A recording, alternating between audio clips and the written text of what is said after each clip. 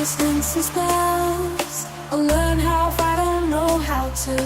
Time to have some fun. We'll take good care of you. There's dawn, it's time to play.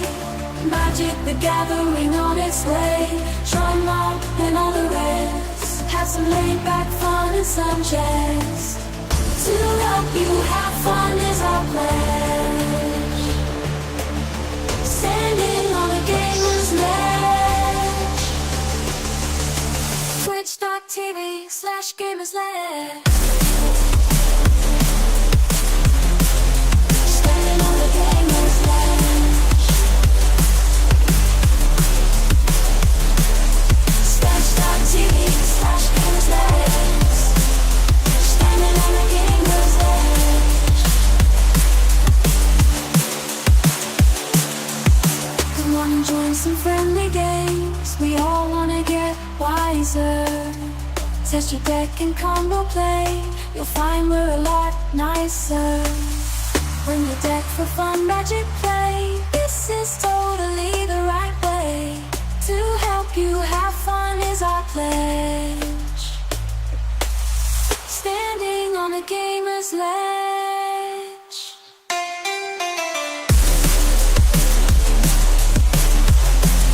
Standing on a gamer's ledge.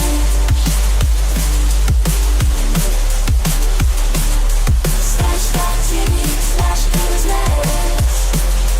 Standing on a gamer's ledge.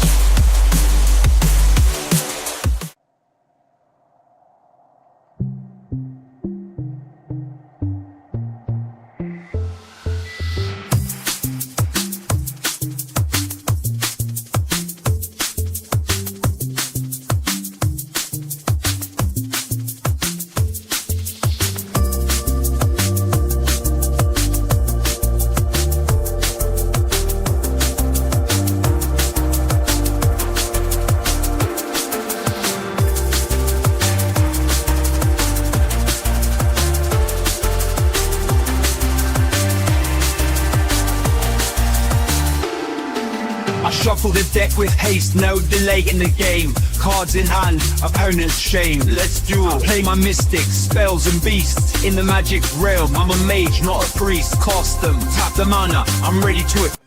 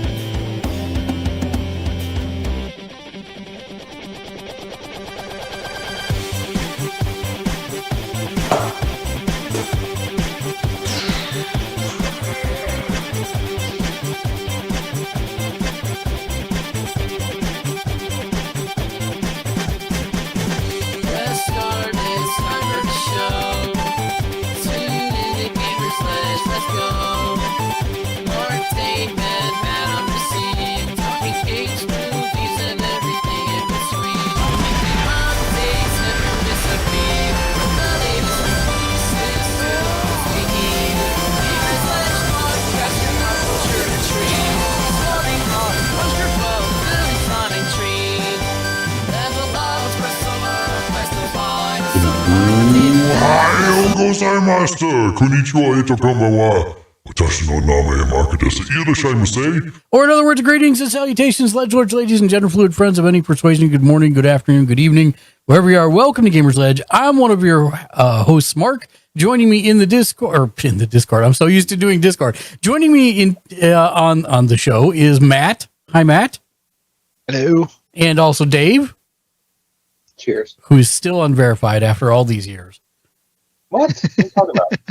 Unverifiable. Yeah, that's what it says next to your name. It says Dave Unverified. Oh, it says that on your name too. Oh, really? That's weird because I'm the host. I can't, unless I have a valid Microsoft account, I can't sign in and start it. So that's a little weird, but okay. And it says that on Matt too. It's Droobies. I got you. I'm glad you're enjoying Guild Wars. Thank you for that. But welcome to episode 300 and I'm going to mess it up again. 84?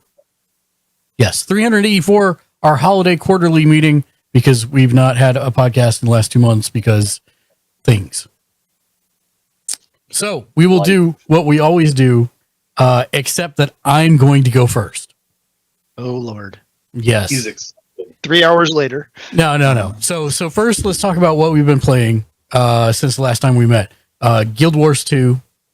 I started back up. I'm heavy deep into it again. I played it at launch for like 8 months. I was very, very into it. I then gave it a break for like, I don't know, 6 years. Then I had somebody staying with me and they were like, can we play something together? And so we played through like everything that they had up until that point, which was actually pretty awesome. And then I put it down again and I've not really gone back, and they've come out with like 3 more expansions since then. And, we went back and it's awesome. And so we've been playing it again a lot. So doing that, been playing Magic the Gathering, Myth Force, which Dave, you need this game in your life. Wait, why? Matt, I would venture to say you need this game in your life as well. You are playing an 80s cartoon. That is the short and the long form of it.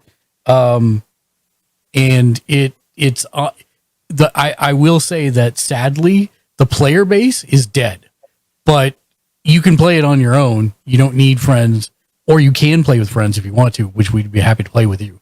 But this game is stupid fun. I would wait till it's on discount. I think it's $30 right now is what it's running.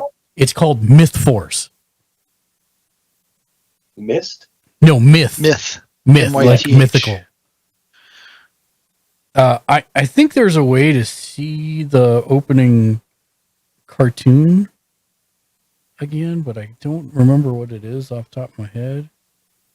Is it credits? No.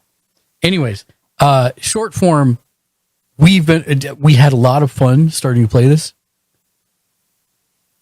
Even Shank says, Mark's not kidding. Hardcore 80s cartoon vibes, like watching the show from first person. So somebody was saying it reminded them of Dragon's Quest.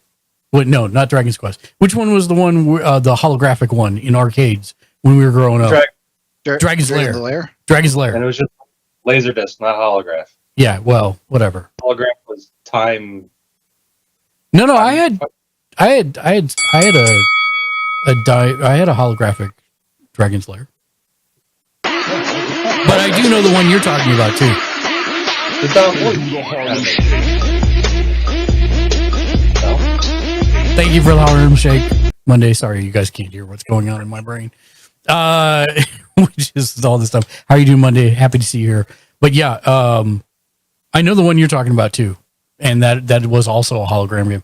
The first Dragon's Lair is exactly like I had never seen it before.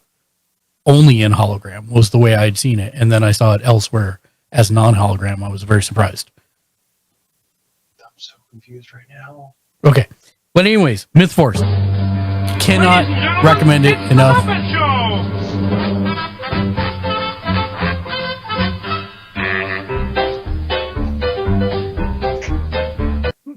He's dancing to something we can't hear again. That is correct. It was the Muppet Show. It was the Muppet Show entrance. Theme song. Get things started. Sensational inspiration. It was the very beginning of it. It was the boom, boom, boom, boom. Okay. So yes, Myth Force. That was one that we've been playing that I think you guys would actually love. Dungeons and Dragons, Once Human. Once Human has been a little frustrating in that it has really like I get what the devs were going for, but this whole drastic temperature thing is horrible. Like you log into the game, and if you don't have air conditioners running outside, you immediately burst into flames and die. I'm not joking. Like, you immediately burst into flames in your base and die. Interesting. So, And this is fun? it's not fun. And I think, like, the first week was fun because it was a much smaller shift in temperature.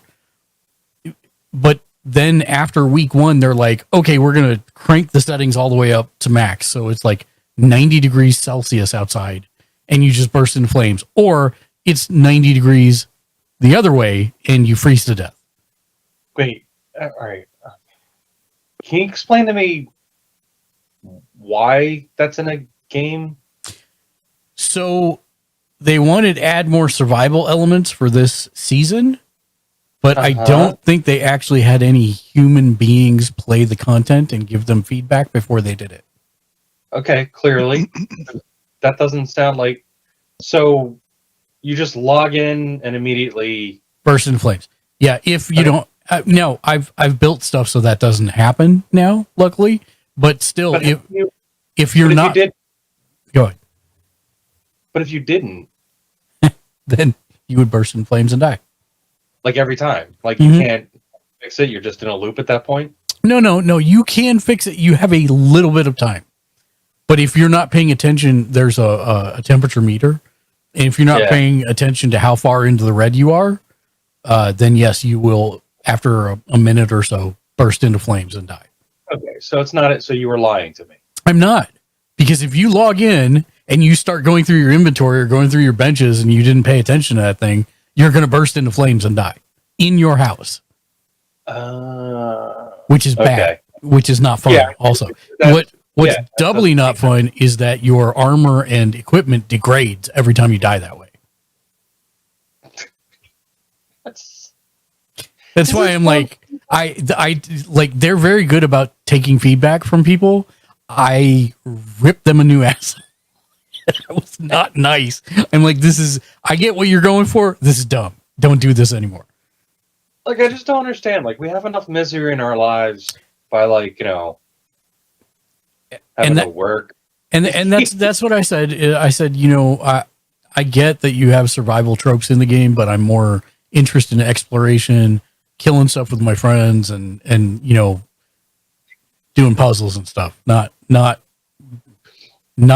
constantly juggling hot stones or cold stones in my inventory, or an air conditioner in my inventory that only lasts for 10 minutes as I'm running around a map. It was not fun. But anyways, I digress. Once Human's still good.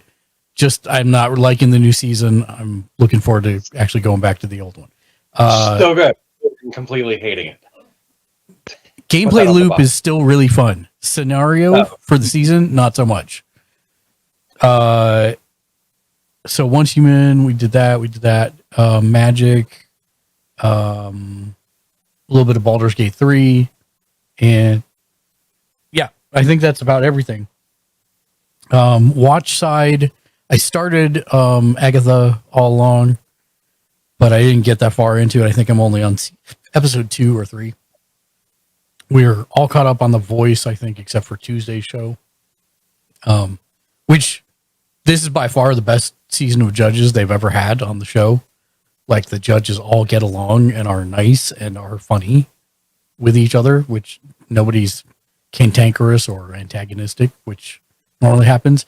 And Lexi has fallen in love with Snoop Dogg because he is terminally high all the time and making jokes about being terminally high all the time. And he's actually genuinely funny. So she never really knew that about him before, So yeah. Anyways, that's been a fun watch. And there's 2 people on the planet that you can guarantee are high at any point in time if they're conscious. Kevin Smith and Snoop Dogg. Yes. Although Kevin Smith's actually cut back a lot. Has he? I mean, Yeah, no, he's since the heart attack. Or yeah, stroke or whatever it was, he's did been he- chronicling like for the last year. I think he's cut way back because he's finding he feels better without it now. So Well, he also did a lot. he did do Yeah. a lot. You are correct. He was doing high test stuff too. And Yeah. Yeah, it's called moderating people. So, as most of the people on the channel know, I am currently still looking for work. Our runway is running out. I have been a little bit concerned about that, especially since more than anyone in this group, in fact, the only one in this group, my social time is generally spent gaming. And I knew that if I am living out of my car, then I'm not going to have access to a computer. So I did something a little severe. I had some money saved aside for Final Fantasy Magic cards for next year. And I took that money and did something else with it. And this is what I mean by I out Dave.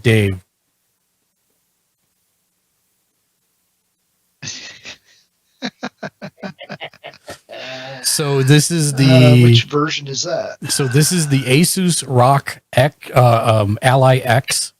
It has 24 megs of RAM. It's got a terabyte SSD in it. This is also the main user interface of MythForce, by the way. So this is the. Ooh, dude, there we go. Now you can see it. So it's a castle and it's a little hub thing, but once you get into it, it is crazy. Like all the cutscenes are 80s cartoons, almost direct ripoffs of He-Man in most ways, and really good. Yeah, I did mean gigs of RAM and not meg. Excuse me, 24 gigs of RAM. And It's funny. I didn't even thank you, hear Wolf. megs. I totally translated in my head. You know what the worst part is? We're so old that I mean, I think I remember My first computer had way less than 24 megs of RAM. Yes. And I started on a Commodore 64, which was 64K, but like my first real PC, I think had Still 4 meg. 4 or 8, yeah. No, it was 4. This guy is like the battery life is supposed to be basically almost 3 times that the Steam Deck. Yeah. And I was tempted by the OLED screen for Steam Deck. The thing that swayed me is the Ally is an actual Windows-based PC. Yes. So literally I could plug in a video camera and still be able to play Magic if I can suspend it somewhere above something with the people online. Or I could technically, I'm not sure how it would work exactly, but I could stream. Sort of. I mean, I can run the software on this, so that's why it's interesting. For me, it's more interesting than running a Linux-based, more like a console thing for me. So yeah, I thought that was interesting. I've been, MythForce is currently running on Steam for me, and I'll just go into a mission and die just so that you can kind of see what it looks like, because I'm going to be playing it upside down, so I'm sure that's going to work out real well for me, or backwards. I don't think I have to hit anything. Okay, yeah, there we go. Oh, it's going to do the cutscene. Sorry. So but you'll get an idea. It's like literally, it's literally like He-Man, and it's fantastic, and I cannot suggest it enough. There we go.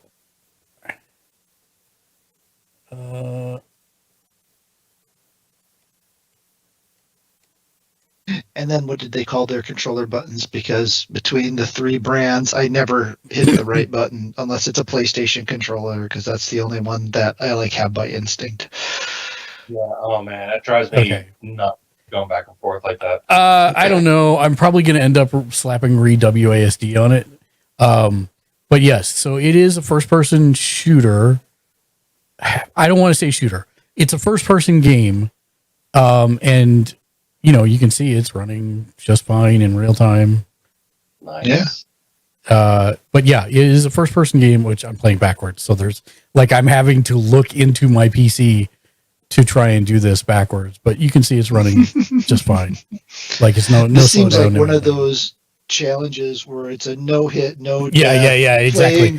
Playing backwards on through a the monitor. Yep, that's monitor. exactly it. It's like people have way too dang much time on their hands. I'll tell you that. But yeah, I literally just pulled it out of the box. It wow, finished, nice. yeah, like an hour before the podcast. I started downloading. It had Windows fully installed. It did need to run some updates, but beyond that, that was pretty much it. I started installing Steam and Opera and Guild Wars 2 and Is it running 10 or 11? it is running 11, which is not my favorite. I could I would have have. thought maybe they would have stuck with 10 for a device like that. I wish they would have, but I suppose that would have caused licensing issues with Papa Microsoft there. And 10 going out of support in a couple of years. So No, it's already is that out this of year? Is it No, 25? it's already out of support. They sent the messages out. I think Depends you're probably thinking corporate extensions. Oh yeah, corporate. Okay, yeah. Like a special. We'll still support it with like hot fixes. So yeah, So you're telling me I should really get around to upgrading my laptop here, or transitioning? I won't call it an upgrade. I'll call it a yeah, it's transition. definitely not an upgrade because everything will break. Everything. That's why I haven't done it yet. I think that's See, but I don't really game on my laptop. So that's I kind of I also have a personal laptop. yeah. Me too, Oh yeah, because that's all I have right now. So yeah, I'm finishing the install for Guild Wars 2 and Once Human right now, and I will report back on how those run. But I'm not expecting any issues because this thing's kind of top of the line. They are coming out with a 2 terabyte, but it's going to be more. And this was actually on sale at Best Buy for $100 off as their nice. Black Friday deal for today. And I was like, well, I think that's tipped me over to making the decision to actually grab. It's a public information. How much was the overall? It's with taxes and a 1-year warranty, Retail, just retail. $6.99 right now. Oh wow, yeah, that is high. Yeah. So That's pricey. However, when you really when you break it down, what's going on in there, yeah, it's a PC. It's a freaking PC, dude. I'm not upset with this at all. You can upgrade the SSD card, but I generally don't think I'll need that so much. Because I've installed you install 14 MMOs on there, and you're gonna need an extended drive. I've used half of it for all the MMOs that I normally play. I will install Star Trek. That'll probably take me down to 400 gigs left. But again, by the time Remember, it's Windows. It gets janky if anything less than 80 gigs free. I know. Yeah, so I figure, I'll install emulators on it as well and get all that stuff done and up and running. And those things are emulation beasts. yep. So this is I will say I have played the Steam Deck as well. Mm-hmm. I know some people really like the sticks being parallel. I don't feel like this one's far enough apart that it really makes a difference for me. It feels just fine, I guess is what I'm boiling it down to. I am worried about, I made a custom WASD key mapping to use controller with the PlayStation 4 controller. So I am going to have to do some work to get this to map properly. And I don't know how that's going to work exactly. Because Guild Wars 2 doesn't support controller. So even if this thing does map things to buttons, it has its own software to do that. And I don't know if it's as advanced as WASD. So I will check that out and let you know that as well. Cause that's really going to be key. I don't know if this thing has Bluetooth. Now that I think about it, It has to.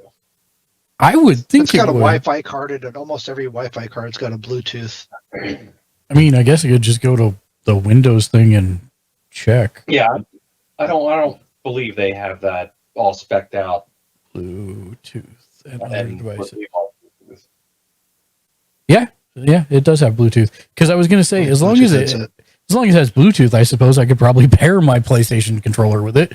And Bob's your uncle if I'm running WASD, as well as headsets or whatever else you need. But it does have like a USB 4 port on it, I guess, and it's got 2 USB ports, and it's got a super fast SD card, which was one of the things that gave me pause about picking it up, because apparently the last version before this one had a lot of problems with that overheating, but apparently the one that I have, moved it and added a fan for it, an event, Yeah. and it's supposed to be much better. I will say that it's bigger than I thought it was going to be, but it's not uncomfortable. It's actually pretty comfortable. It is the heaviest portable I've ever put my hands on. But it's yeah, I know it's a PC, and it's like but it's not even It's just still smaller than the Game Gear. yeah. And way better on battery. yeah, way better on battery. That's for sure. Yeah. But that's what I'm saying is like it's not. It feels like a sturdy quality product, and the weight only kind of reinforces that. But it's not like I think that I'm going to get tired holding it over time or anything like that. Yeah, well, not the one that you play like laying flat with it right above Right. your face. Right. You're asking for a broken nose at that point. Yeah, pretty much. But this should be good for like if I want to be out on the couch doing something and I want to, just do my fishing on Guild Wars 2 or something like that. I should be able to do that from here. I'm curious how the D-pad is. It looks suspicious, but it'd be interesting to see how that is. I have to say, like, the face buttons feel like PlayStation buttons. The sticks are smaller than the analog sticks on the PlayStation controllers. But that being said, they have put ridges on the sides of it so that when you're rolling into like, hey, you've actually rolled onto the side of this thing. And I feel like that actually makes me, and also the cups in the middle of the analog sticks are depressed. Mm-hmm. So they're like caved in. Concave. Yeah, concave. And so your thumbs fit very well in there. Because Not emotionally disturbed, Dave. Yeah, I kind of have smaller hands, and I actually really like this. I think the only thing I don't like is if I'm trying to use all 4 buttons on the top like this. This feels like it'll give me a hand strain, but there's very few times that I'm ever playing like this, where I have like all 4 fingers on the top shoulders. Right. Yeah, that never happened. Yeah, I don't think so. There was like one game I remember having to do that. It was one of those rhythm games on what was that, Frequency or something like that? Yeah. Where that was the only way to get good at the game was to play it that way. I was not aware it does have 2 back buttons as well in the center, which are super natural. Like my fingers just automatically go right to them. And that's a really comfortable. Oh, I thought you meant they were haunted. No. Very natural in positioning. It's depressed. It's haunted. It's depressed. That's cool. Yeah, so it's definitely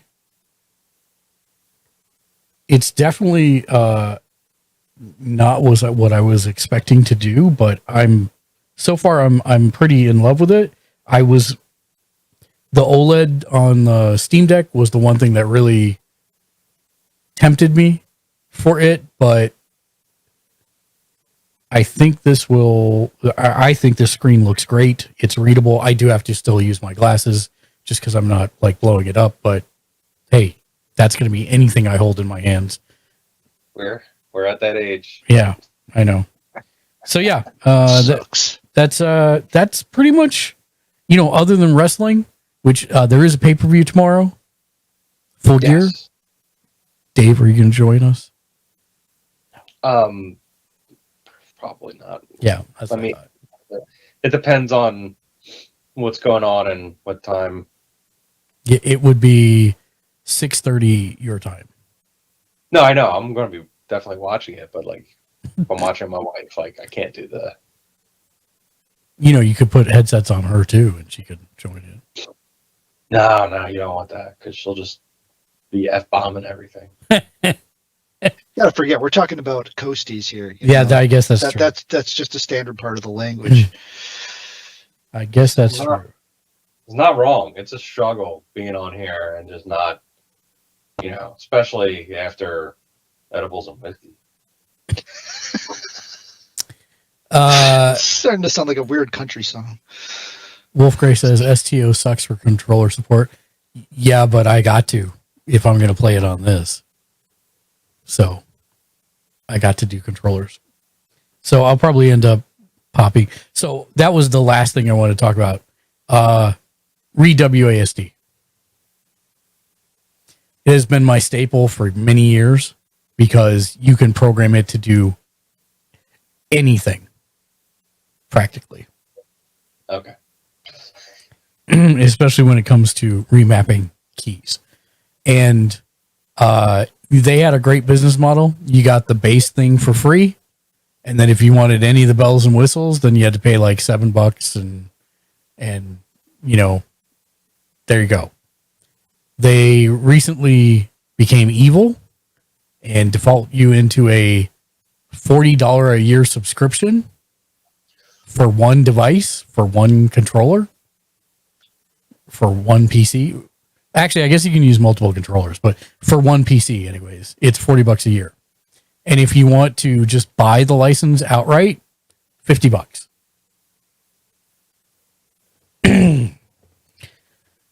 Wow. So that is super disappointing to me. I mean, I have it on all of my PCs here already, but now when I'm looking at, installing it on something new, we went to go install it for my godfather, and I went ahead and bought it for him as a present. And then I realized, wait, if I install it on his PC here, he can't use it. If I install it on his laptop here, he can't use it when he gets home on his PC, which is what he normally plays on all the time, not his laptop. So it's really annoying. I have the old install files. I'm going to see if they work to give him the free version until he gets home. But I have a feeling that's not going to work. Yeah. But we'll see. Actually, I guess I could try it on here too. Because this is a PC in my hands. I just got to open up. You're living in the future, sir. Congratulations. Thank you. Enjoy. Yeah, I really tried to do my research on it, and I just felt like this was I would be able to be more connected over my phone's Wi-Fi if I had to do something in the car at some point than if I would try to do a Steam Deck. That's my thinking. Makes sense. Okay, let me go ahead. Who wants to go next? And I gotta go off ears for 1 second. Why don't you go, Dave? Yeah, sure. Yeah, it's been a while. I think I even missed the last one you guys did. So You did. I've definitely done some stuff since then. I've beaten games since then. I know I was playing a bunch of stuff on the Switch. Let me see, because I know I beat a couple of things. There was I beat. Let me turn the volume down. So I'm addicted to Baltro now. I tried staying away from that game, and people were talking about it again. Mark said that it just came out on mobile, so it just hit, and I was like, oh well. Matt's the one that said it. Matt's the one that said it. Yeah, I wasn't going to take credit, but it was me. Oh, I'm sorry. Yeah, so Matt said that, and So like people were talking about it again, and I was just like, oh, well, whatever. And then maybe watch a video of it, or I looked and found a video of it, and man, that gameplay hook on there is dangerous. It's kind of like it starts off being just kind of like poker based, so the gameplay is like, you're putting up you're playing poker hands basically, and you got to score points, and your points beat the hand and everything like that, and you just kind of move on through there. But then you can unlock cards you can add to your deck and modifications to cards. And it's also roguelike because you're making these runs, and then once your run ends, boom, you're starting over again. And man, that is a hook that works on me. It is not even funny how well that works on me. And I'm struggling right now because I'm looking at it, and I might just like stop talking and play. That's kind of rough. The Atari 50th anniversary celebration game updated with some new content, so I had to check that out. Also, because I just really wanted to play the arcade version of Berserk. Okay. And it happened to be on there, so I'm like, awesome. But this game is like the way you do a gaming history collection on there, because yes, you can just jump right in and play the games, but there's this great museum that you can go through, and it talks about the individual games, and it has video of like who created the games, and it has like all this kind of like content you can check out, like old drawings of the concept art, all kinds of stuff. It is the way to do these type of games, and I've gotten a couple of them recently have done that. And like there was the Atari one, Karateka, the old computer side-scrolling beat 'em up game, had a lot of history. That game started a lot of things, so there was all this great material on that. It was a whole basically documentary game, which I really want to see more of. And there's this one company that's doing it really well, and they made the Karateka and the Atari collection, and it's just I want to see that as a thing keep going. I hope they're selling enough of those to make my little sweet sub niche a reality. So that's awesome. In addition to going on the Atari theme, Lairs Uprising, I believe, is the game. So there was an old Atari 2600 game called Lairs Revenge. Matt, you were saying you were going to talk about games pre-2010, and I'm like, you're going to have him beat this time. No, he's going back to Atari. No. Yeah. He's going way back, so yeah, no. Okay, stop. Because I had to say that because you were looking at me like, I don't know. And it's just like, it's a real thing. So Lairs Uprising is a sequel made by I think it was Way Forward. Pretty sure it was Way Forward because I was excited to play it. Which was the sequel to Lairs Revenge, correct? Right. And this game is a sequel to Lairs Revenge, which came out in, 80? 82? Wow, 82, that late? So it's a sequel to that, but made today. And they were just like, oh, and as if we wouldn't get Dave to play it already, let's make it a Metroidvania. So... Lairs Revenge is a 1982 fixed shooter video game. Score one for Matt. Nice. And what's who made Lairs Uprising? It was Way Forward, right? We'll fact check that.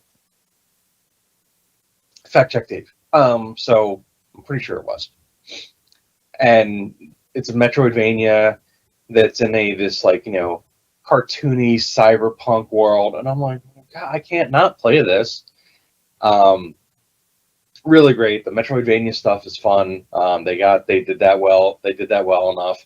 And there's this whole sub game kind of thing, which is then a throwback to the original game, but with all kinds of gameplay tweaks as you go through, and they change it, and it's your hacking. That's how they do the cyber hacking. So it worked. Is it the greatest Metroidvania ever? No, but it was like specific to me. Got a couple bonuses because of the nostalgia and everything, but overall very solid game. If you like Metroidvanias, solid game. Your 7-8 level, kind of stuff. Great stuff. Awesome. Then there was It is way forward, by the way. nice. Still got it. What else did I play on here? There was that other goofy game. I don't even know. Yinglet. Yinglet. Ynglet. I gotta clip that because you said Yinglet and Matt and I just both tilted our heads the same direction at the same time, like we were dogs listening for a whistle that was not audible. Starter? And why am I the only one that heard of this? Is it on a crank system? No, surprisingly no. It's on the Switch. It's a little indie game, obviously.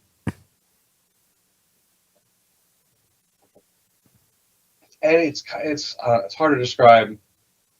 Just go watch videos of it, and you'll just be like, David's stupid. So how do you spell it for all of those who are impaired? YNG. I don't even know if I'm saying it right. YNGLET. Yinglet. That's what I said. Oh yes, this looks like a Dave game. Totally did. It's like they made it. They were just like, oh, that idiot hasn't bought anything in 2 weeks. Let's see if we can get him. Zelda Echoes of Wisdom. That game was great. No? Mark, you don't even know about this one? I've never heard of that game. You've not heard? Oh, okay. Well, I know what you're talking about, at least on this one. So. Yeah. So it's a Zelda game Mhm. where you're actually playing Zelda. Who wants that? No, it's awesome. All right. I'm just kidding. So It's a dungeon puzzle what game, right? what system did this originally come out for? Switch. Okay, so it's a newer game. Oh yeah, it's a total. Oh yeah, because the last one I heard was Tears of the Kingdom. That's why I was. Yeah, no, this is after that. Okay. Like this came out a little while ago. Okay. And so Zelda's gameplay gimmick is she can conjure up anything that she's basically come in contact with. So Link? No, except that one. All right. Well, you have to save him, so you didn't. With the thing. The Triforce. No, that's later. Okay. But she can conjure it or no? No, it's because you don't get to like in the game and see it, and everybody's good at that point, so you're done. Is it in canon with any of the other games, or is it's just its own thing? Oh, dude, I can't. I mean, I'm not talking about how to like force everything into the same existence. I'm just wondering, what was the one that was a sequel to Link to the Past, right? If it was like that, not. Yeah, I have no idea. I'm sure. Okay, if this helps, the art style in the game is made like the Link's Awakening remake. Okay. Where he looks, like this. Mm-hmm. Right. Okay. But I just happen to have that there. And so wherever the timeline that one is, maybe-ish. No, he's just asking if it's canon with the other games. Not. I don't. Yeah, okay. That I don't know. Okay. I mean, it's a Zelda game, so yeah. I know my head really hurts from the last time I went digging into that, like how these all tie together. I'm like, why do they have to tie together? Why can't they just be all their own thing? But whatever, they don't want to do that. So, and her gameplay thing is like you solve puzzles by the stuff because you can like run in a bunch of furniture and clone that too. So like the first thing you can get is like a bed, and then like you can throw the bed down, like you can conjure the bed anywhere, jump on it, and replenish your hearts. That's fun. But you could also use it as like steps because you can build like 3 beds and like stagger them. So next thing you know, you got steps that can reach a higher place. And this game is just filled with that kind of stuff. Like bad guys have different powers and everything. You can conjure them. You can do stuff. Like it's all, it's all big puzzle stuff. So if you like more puzzle kind of stuff, in your Zelda games, definitely, one to try for that. But even though she's touched the Triforce before and interacted with it, she can't conjure it at the beginning of the game. Didn't have the wand thing that just happened in that I see. thing. Trust me, they've thought of everything. That's it. I'm just making that up. Vampire Survivors dropped a monster update. So not vampires? Actually, yes, this time. They ended with, I think this is probably the last big update, and it is just huge. But it's basically called an ode to Castlevania. Oh, nice. Which is like the entire game, but, Yeah, exactly. Which is awesome because, the game obviously has a ton of stuff that was inspired by Castlevania and, the old art style and everything. They've added in, you can play everybody that's ever been in a Castlevania game. Just all the characters are in there, all kinds of unlock conditions, all kinds of new weapons unlock. I mean, it is a beefy update. And then you also go to a castle level, which you can't even try and finish in one run. You have to play it multiple times to unlock different stuff. It's a very beefy update, well worth it. If you love Vampire Survivors, you'll love it. Castlevania fans have to. All the music is in there. Everybody has different stages. It's really good stuff. So there was something else. Oh, that Balartro. I forget, but I think I already talked about that. Mm-hmm. Then there was Mario Luigi Brothership that just came out. I started playing that. Didn't get very far yet. And of course, I splurged on a new handheld. Wood-paneled Atari. Wood-paneled Atari, limited edition. Thank you very much. This is the Super Mega Tech Pocket Atari edition. Special edition that has the wood paneling. It's great. Also loaded with classic Atari games across multiple consoles. There was more than one Atari console?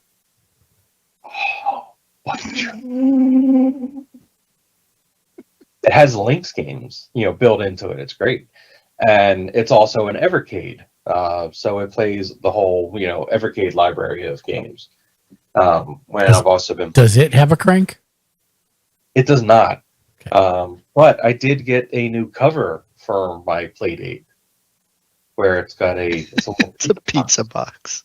It looks like a pizza box. But where's the crank go? Oh, man. The crank is here. In the box. Folds. Oh, but you can't. Oh. Now, if you could have cranked the pizza box open, I would have been highly impressed. Yeah, well, it's tough to impress you. And I was playing a game on the Evercade, the regular Evercade handheld. Astro. You're just saying words and putting bros at the end now. No, it says right there. It's Demons and Asteroids? Is that what it says? At the top there. Astroborg. Demons and Asterberg? Here. That's... Oh. Demons of Asterborg. Yeah. Wait, so is the game called Demons of Asterborg or Astebros? There's two games. Or yes. Okay. So... That's rather confusing. It is. This is very super niche, stuff. Like nobody. Oops. So I was playing it on the regular Evercade handheld, which, if you look in the credits, you will find my name. It's buried in the credits of the handheld itself. So if anybody has an Evercade EXP, you'll find my name in there because I did something stupid at some point, I'm sure. He bought Turo PS5. You haven't bought anybody a PS5?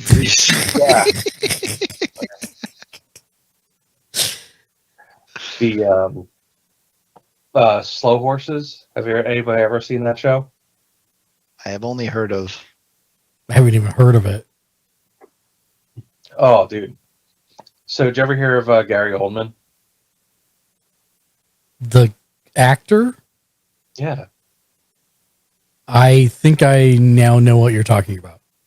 Yeah. It's on Apple TV. That's why I don't know what you're talking about. Yes. I know. There's a bunch of seasons out on it. Like, snag a free week trial or something like that and try and run through as much as you can. The shows go quick. The seasons go quick. And it is just one of those shows that's just like you can just watch 5 episodes in a row because you just don't want to miss anything. And you don't even, like, it doesn't feel like you just binged a whole season. The show is fantastic. The cast is amazing. Gary Oldman is, going to be getting a lot more awards for the show. Definitely check that one out. And Shrinking also restarted, which is also on Apple TV. And it stars a bunch of great people. Harrison Ford's in it playing an old curmudgeon psychologist, and he's hilarious. I think he... What is the Asimov series on Apple TV? Foundation. That hasn't. The third season of that has not dropped yet, correct? Not that I'm aware of. Okay. No. I did finally get to watch the first 2 seasons of that. Fantastic. Oh, is it good? Like, checking out. Really good. I wouldn't say. I would say just under Expanse TV level. Interesting. And check that. Unlike Asimov, the show actually moves along quickly. Hey there now. You watch your dirty whore mouth. No, man, that was my entry in $5. Listen, it was like reading the last 3 books of the Wheel of Time series when they brought in what's his name because Jordan had passed away. It was like going from that to, whoa, we're on a roller coaster. Hold on. It's just a lot faster than I'm used to from the books, which is fine. I mean, they have to for a TV show. I'm assuming it has very little to do with the books too. I mean, a lot of the book is thinking and narration. So I mean, you're not going to be able to. They kind of go through a chunk where it's pretty meaty. I haven't watched anything on Apple TV, so I don't know. I have to say, they got a lot of really good shows. Like, that's what I've heard. It's just you have to wait 6 years for each season, and so you're sitting there paying for it when nothing's coming out because it takes them 32 years to get a season out. That's the funny thing. They're already in like the 5th season of Slow Horses. Like, they're just cranking those seasons out. But that is animated, is it not? The what? Okay, maybe this is not the thing I'm thinking of. It's definitely not. Like, it's like a British, Oh. MI6. No, I thought it was an animated comedy. Harry Oldman. We're on Holy Ground, Highlander. Watch yourself. No, I thought I'd seen him cross promoting some kind of animated thing about horses, and that was a comedy. So that's why I was confused. BoJack Horseman? Maybe that's what I was thinking of. What else there? So, yeah, they have some really good stuff on there. I almost broke Dave. I'll get you next time. I'll get you next time, Gadget.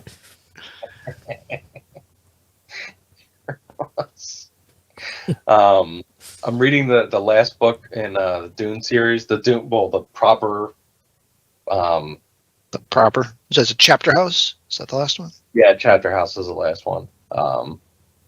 Really good. I'm taking a little slow because I'm like, this is a journey, that I've been through the first, reading through all the book series, Duncan Idaho the 16th shows up and people talk for a really long time about stuff. I'm guessing. I've never read Chapter House Dune, so. Wow, you are very close.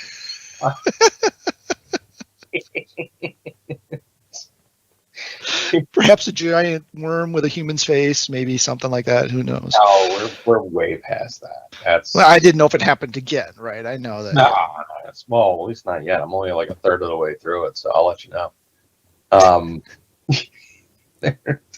They get weird in the middle there of that series. That's Well, old Frank got hit in the psychotropics a little harder later in life, I'm guessing. yeah. I mean, why not? It showed. It worked. Because that was a hell of a book. So yeah. So I'm finishing up that, and I think we're comics. You don't read comics. Yeah, want to bet? I've bought 3 in the past month or a month or so. Nobody buys comics anymore. On digital, I did. See, you didn't actually buy a comic. I'd have to leave my house. I don't really leave my house to buy my comics either. I don't even know. Yeah, but I wanted to read it like immediately. So you paid for a license for a thing that can be stolen from you. Congratulations. I know. But like, I'm just being a jerk. It's cool. No, you're absolutely right, and I hate myself for even doing that. But at the same time, I want to read Absolute Batman. It is absolutely awesome. You gotta check that thing out. It is great. I love the hook of the way they're doing it. It is, I like how it's like familiar but different. I don't even know what the Absolute series is. I guess it's just like one of those like one-off things. The Absolute. No, it's a whole. Yeah, it's a whole universe, ongoing universe. It's basically the equivalent to the Ultimate. It's their ultimate. It's their version of the Ultimate Universe. Yeah, you just said that. I was like, oh, they're doing an Ultimate. Okay. Yep. So it makes sense. But the Batman is awesome, and I got the Superman one as well. Superman issue 1.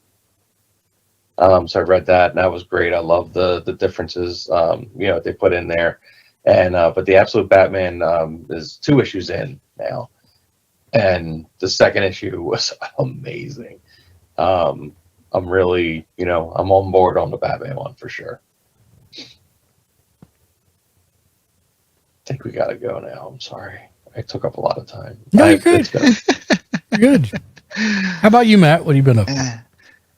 I was going to grab my copy of Absolute Batman #1 so I could throw it up on the screen and go, haha, I have a physical book that, is mine, but it's not where I thought it was. So, you mean almost like somebody taking that digital version away from you? Someone could pick up your physical copy and walk away with it?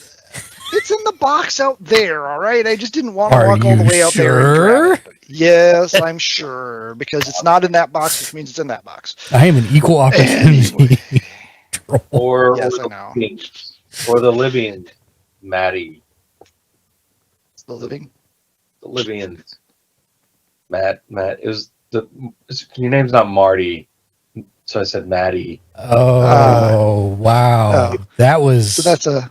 That was okay. I get it, but that was a bit of a reach. It made sense. Well, I guess I'll start there then. So I just started playing Halo Reach, which means that I've completed 4 other Halo games now since I started: Halo 1, Halo 2, Halo 3, and Halo 3 ODST. And what did you think of the odds? It's so hard.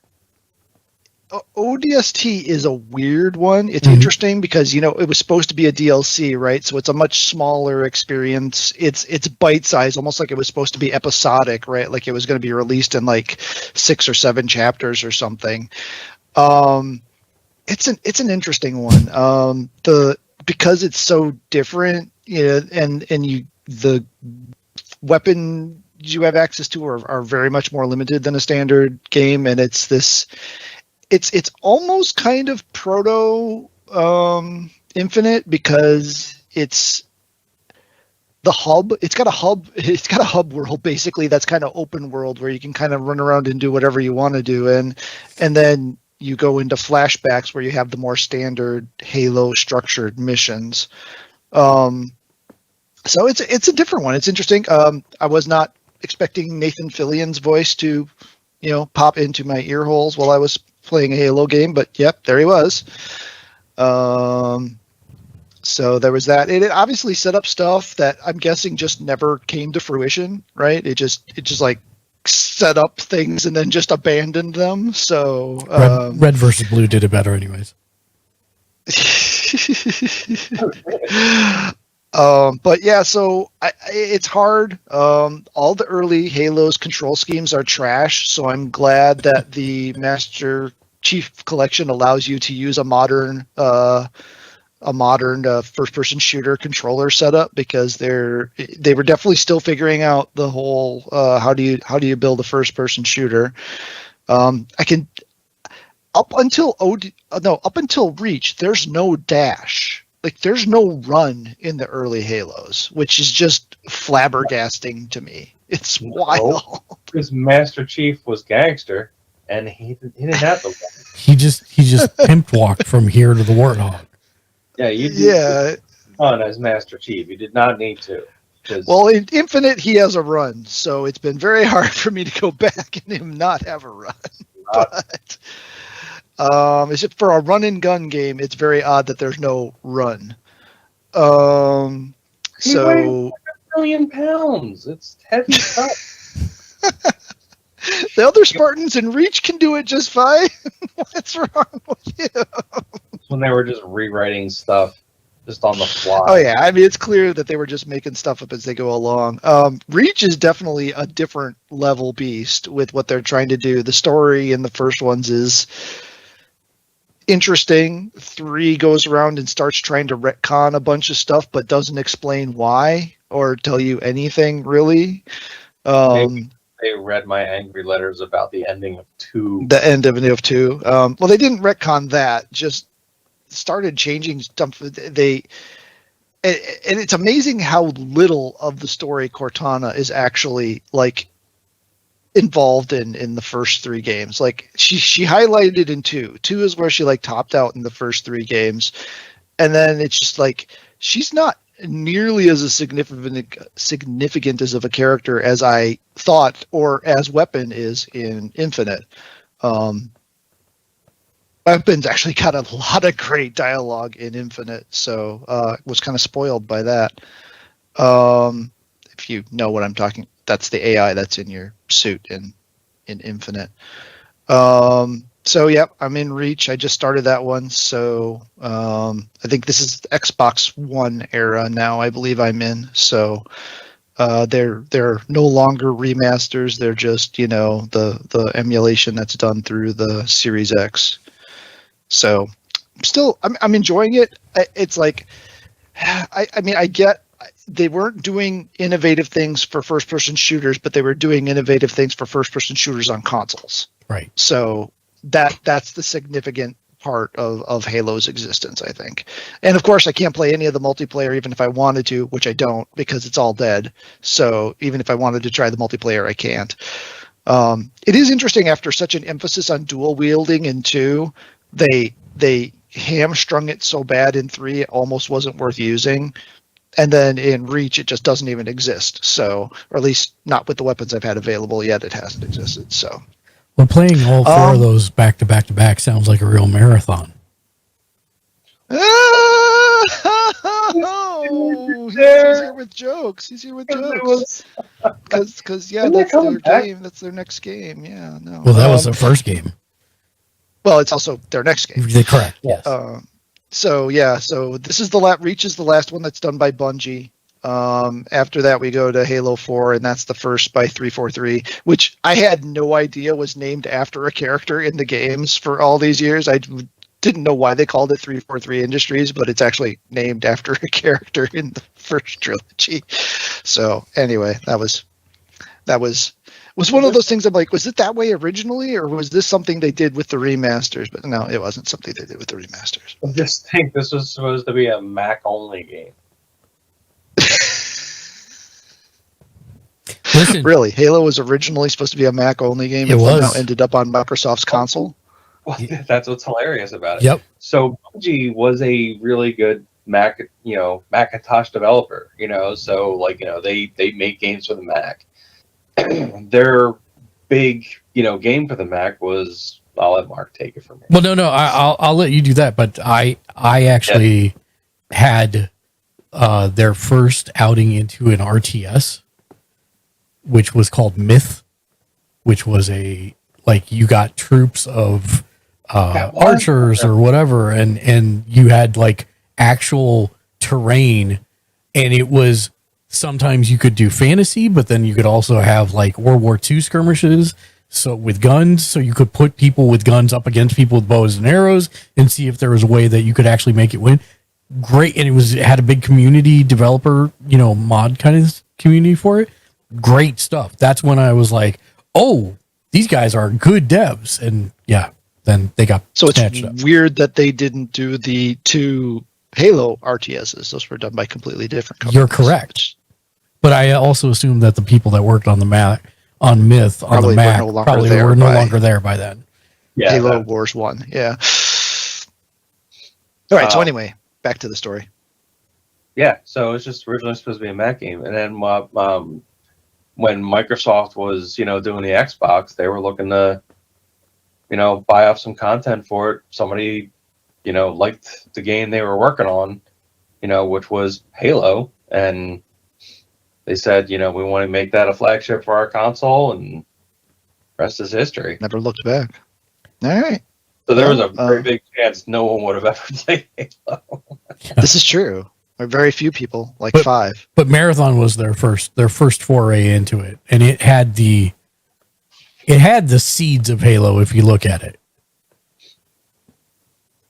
And now, they're an anchor around PlayStation's neck trying to get another game out. So, yeah, we'll not talk about that because that's unpleasant. But, I mean, that's their destiny, right? Yeah. Oh, their density, I think you meant. Also, Final Fantasy VII Rebirth just cracked 160 hours. Nice. That's amazing. Just going to go and finish the game now. I went to the final area. I did a lot of the extra stuff, but there were some things I just could not. Here's what I want to know. Can you get Bahamut back? Can you get Bahamut back? Yes, you go. It's about Bahamut, one of the Bahamut. It's a Bahamut variant, but yes. Can you get Neo Bahamut? There is no Neo Bahamut that I'm aware of. I thought, didn't he show up in Rebirth? In Remake, you mean? No, Rebirth.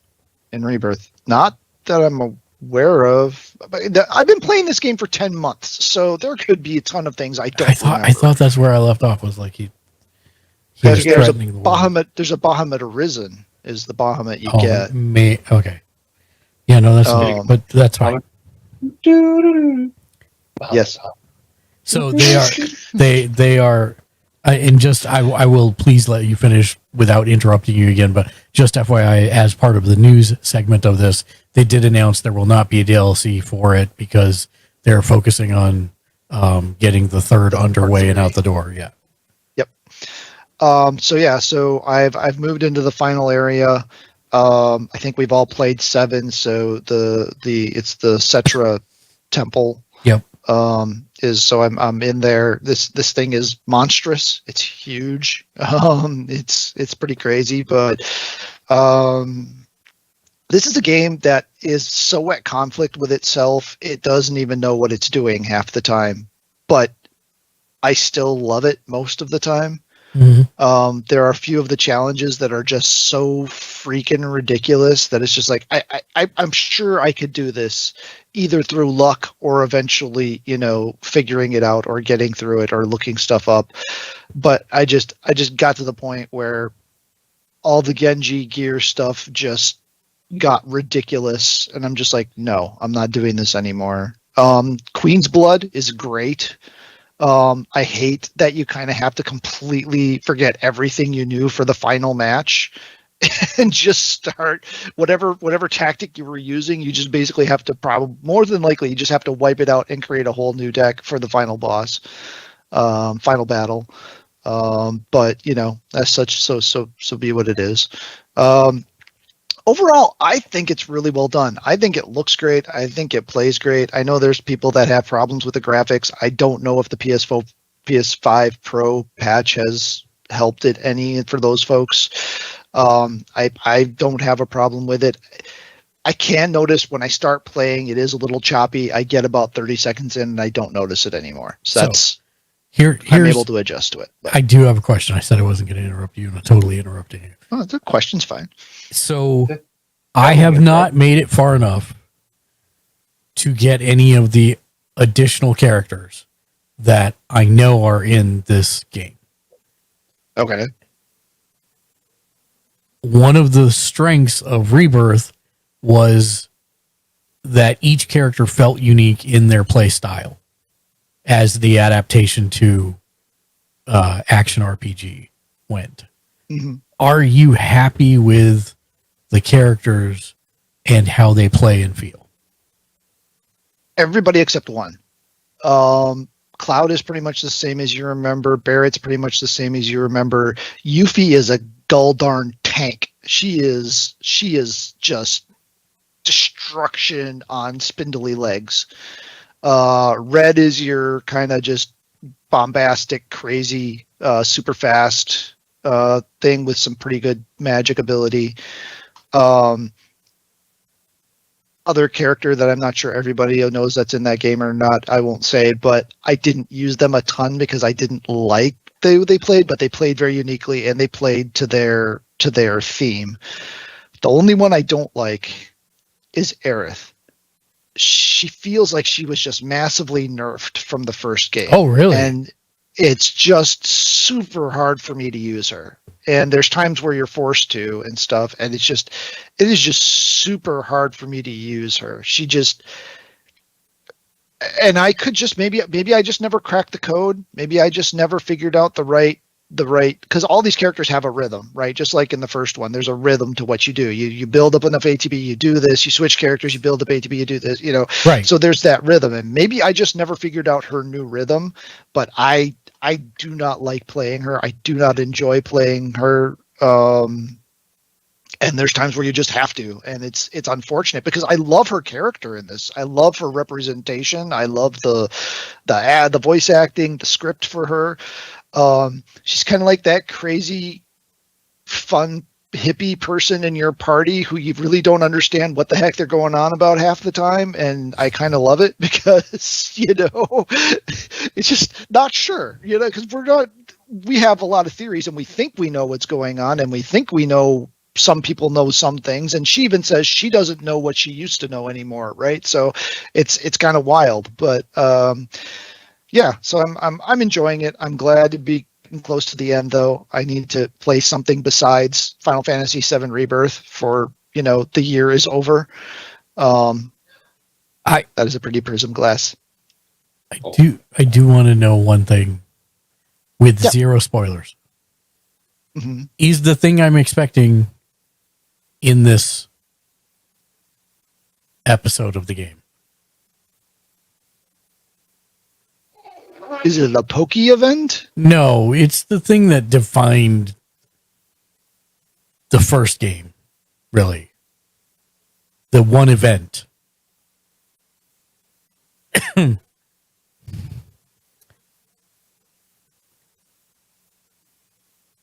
Yes.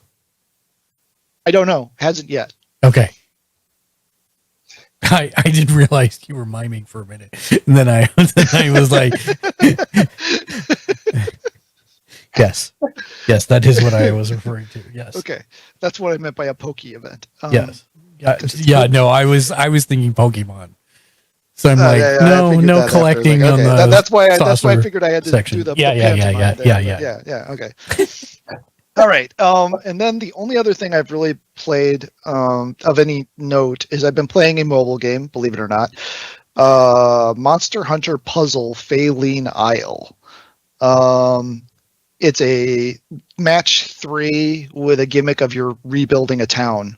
So it's a partially a town builder, but also a match 3 game. It has just an insane number of events. So like I haven't even been doing any of the town building stuff recently because there's just constantly events and I only play it like once a day.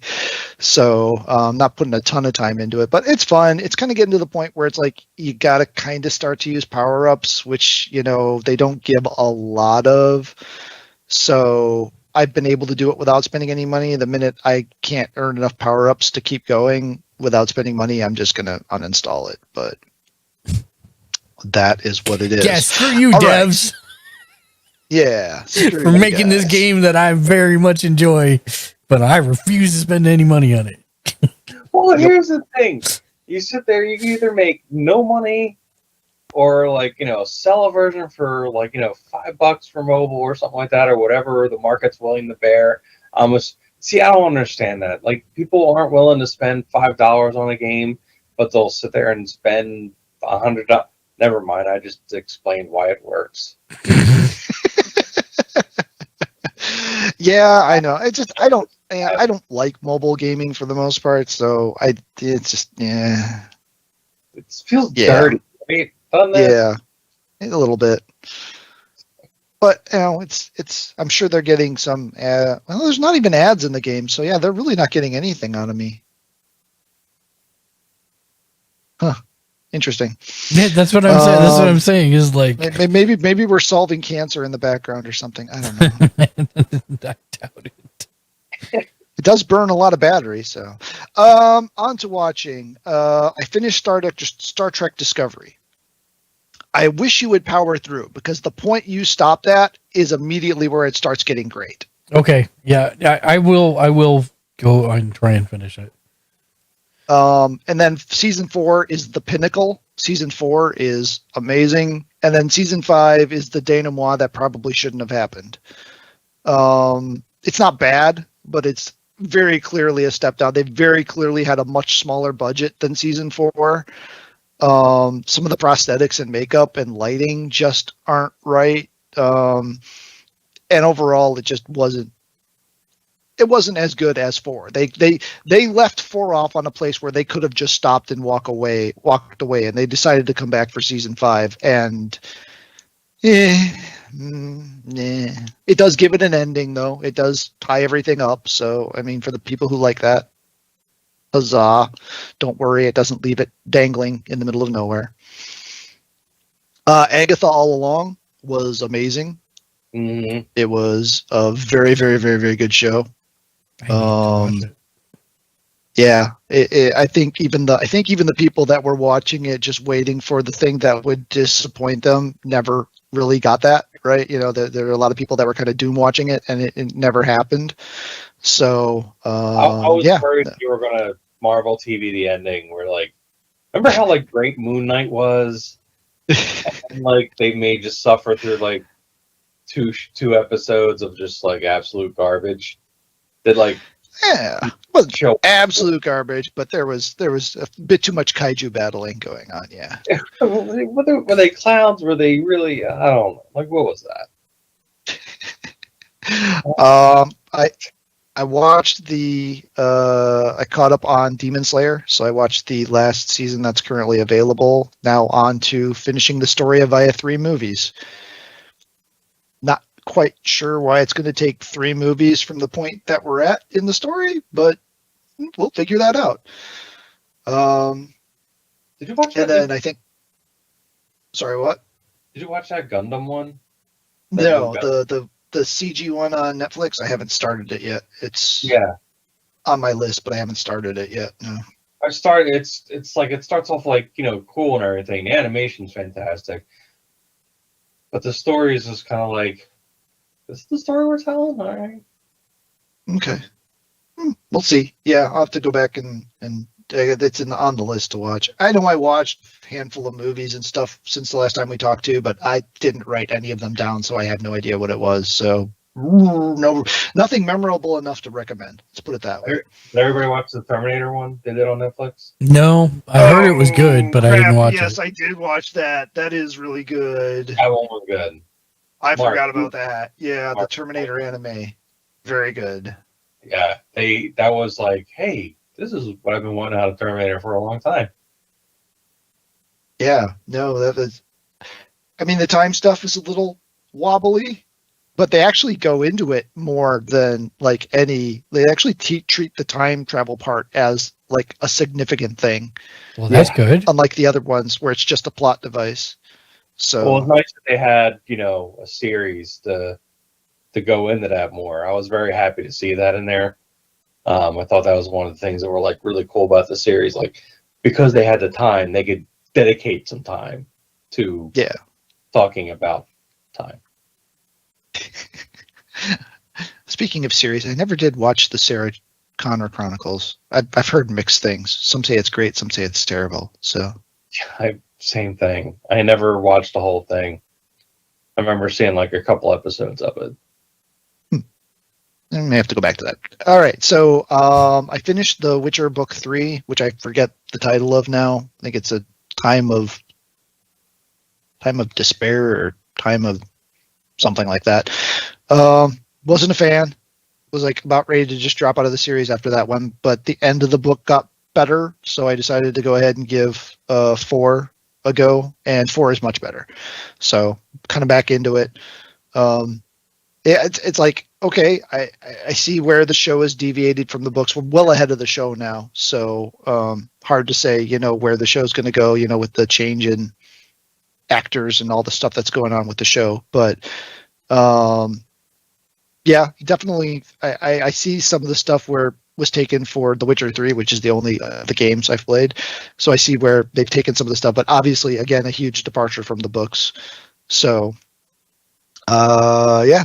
So it's interesting that the books and the products, well, not interesting. That's pretty typical for the books and the products to differentiate themselves pretty hard. But question. Yep. When and where do you read? When and where do I read? Whenever I decide to give time to doing that instead of the 37 other things I could be doing, and while sitting on my backside in a chair, usually. Just curious. I didn't know if people had, because like some people are just like, I read right before I go to sleep. I read right before, this is something like that, or I have a whole room dedicated to that. I'm just kind of curious. Yeah, when I started reading, I was doing the whole. I was doing it right before going to bed. I sit in my chair in the living room and read. Typically, usually I'm the only person left up, or I'm the only person left up upstairs at least, and so I could just burn through, however many pages or chapters or whatever it was my goal for that day. Recently, it's been a lot less structured. It's been kind of like I won't read for 2 or 3 days, and then one day that's just all I'll do is read, and then so. Kind of just around. Since I started this one, I borrowed the series from the library. I don't own this one, so I'm kind of pit myself against the due date, right? So that's kind of my motivator to keep going, is that there's the due date there, as opposed to just being self motivated. So, and then I've really digging the new Ultimate Universe for Marvel. I've been reading Ultimate X-Men, Ultimate Spider-Man, and the Ultimates.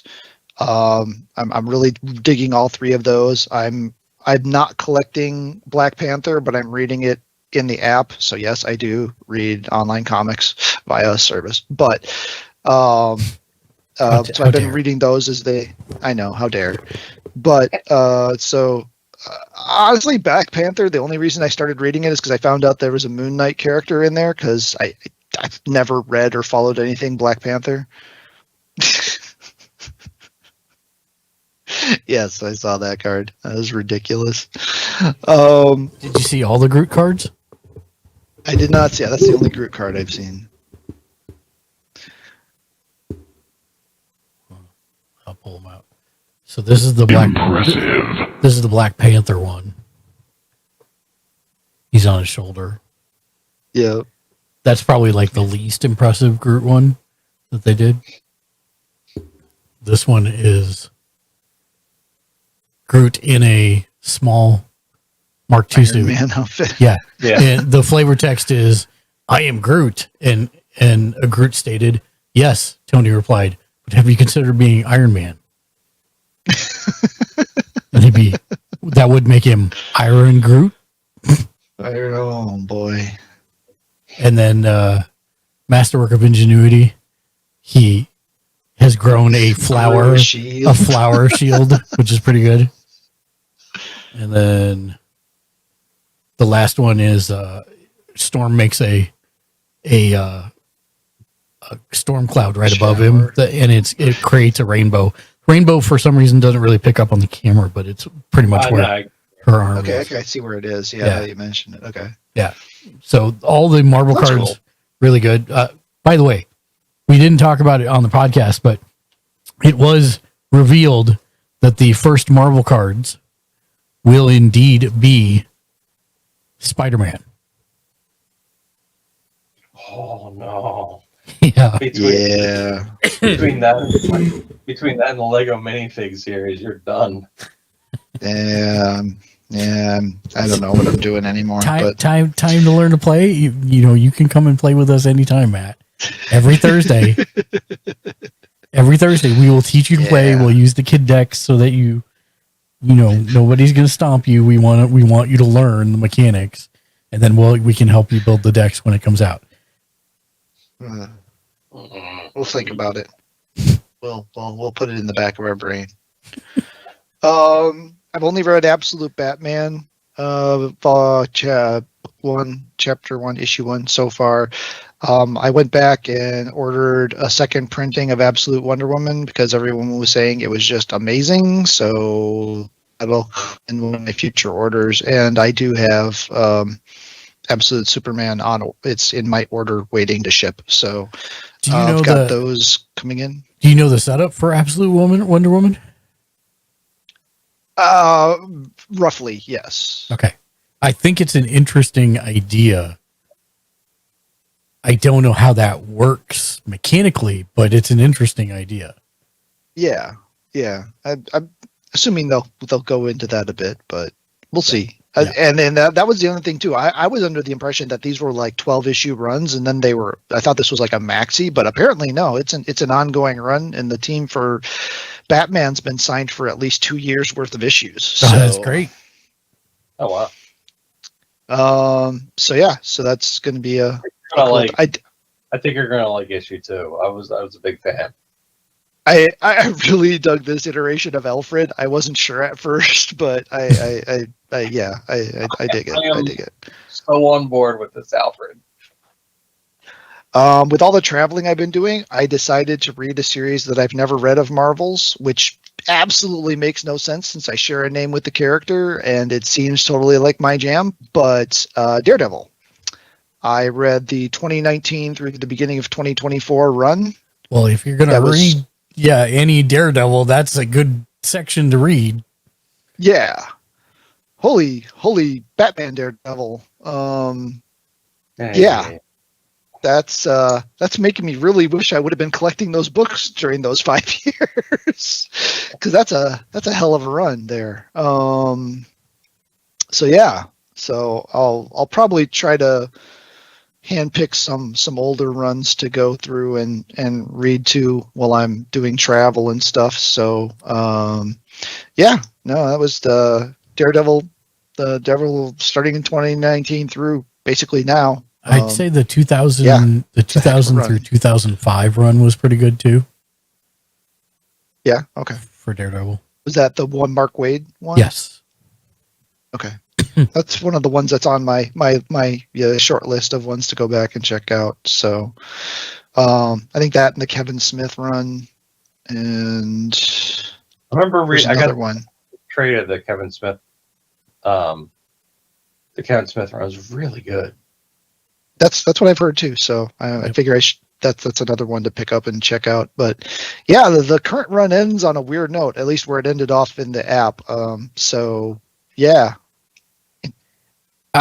Weird, strange things are afoot at the Circle K. But someone was asking me the other day, do you hate Spider-Man? I'm like, no, I don't hate Spider-Man. It's like, yes, you do. No, I don't. But I was trying to explain. It's like, okay, you have your football teams for a reason, right?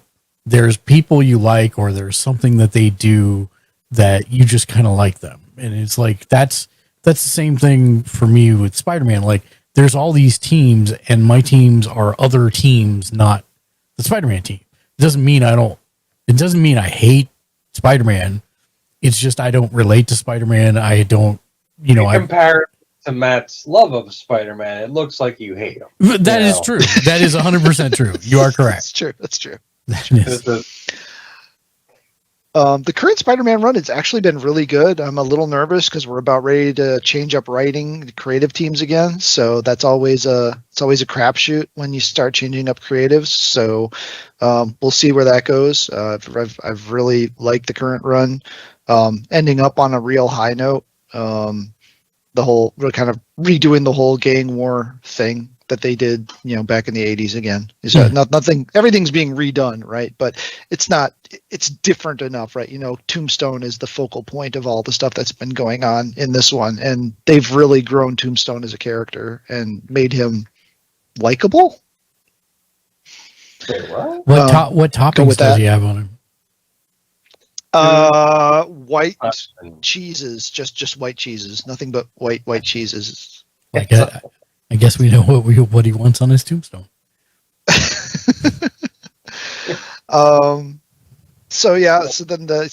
then I didn't write this down, but I've been reading 3 of the new X books. I've been reading Just X-Men because I love Ryan Stegman, so I wanted to support that. Exceptional X-Men because Kitty versus Kitty, she's going back by Kitty again now. Yep. Kitty versus Emma is just. I've got to be there for that. That's just that's a matchup right there. And then NYX because it seemed just like a cool, interesting concept, and it's got Kamala in it, and I've got like almost every book that Kamala's ever been in. So Kamala Khan, Ms. Marvel. No, I know. Okay. No, that's not what I was. That's not what you were shaking your that head was at. not why I was shaking my head at all. I was actually thinking, I seem to have thought that you did not go to see Wolverine and Deadpool. I did. I did go see it. The kids and I did. My wife wasn't feeling well that day. We just bought it last weekend and watched it at home again. So yes, I have seen. Yeah, it is out on Disney Plus now for streaming and purchase via the electronic mediums. So yes. So I've seen that. Okay, just want to make sure. And I think that's pretty much it. I mean, I'm sure there's some other stuff puddling around that I've done that I'm just not remembering, and I didn't write down. I've gotten really bad about writing stuff down. Did I talk about the Transformers trade, the new Image Transformers series? Oh, I thought you were going to talk about the amazing movie that bombed at the box office. I didn't realize it bombed. Yeah, it bombed hard. Did it bomb? Yeah. I heard it was actually pretty good. I didn't see it. So I have not also, but from people I trust, they said it was like one of the best Transformer things they've seen in decades. Which such a weird, The trailer did not speak to that, if that is the case. Yeah. But yes, I've heard the same thing from people that I trust, that it was actually really, really, really good. And apparently, it's not. Apparently, they're like in danger of not doing any more of them, right? Right. Because I didn't realize it did that bad in the theaters. Yeah. Oh wow. But Image does have a new Transformers series. The second trade was just released, so I've been getting them by trade. It's actually right here. Well, the first one is.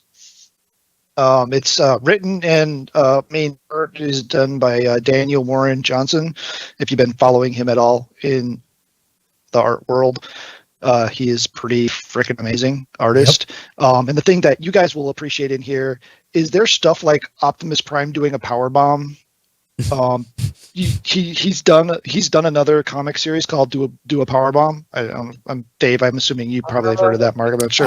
Nope. I know who he is now. And the Transformers are doing wrestling moves when they're in like melee combat. So as they should.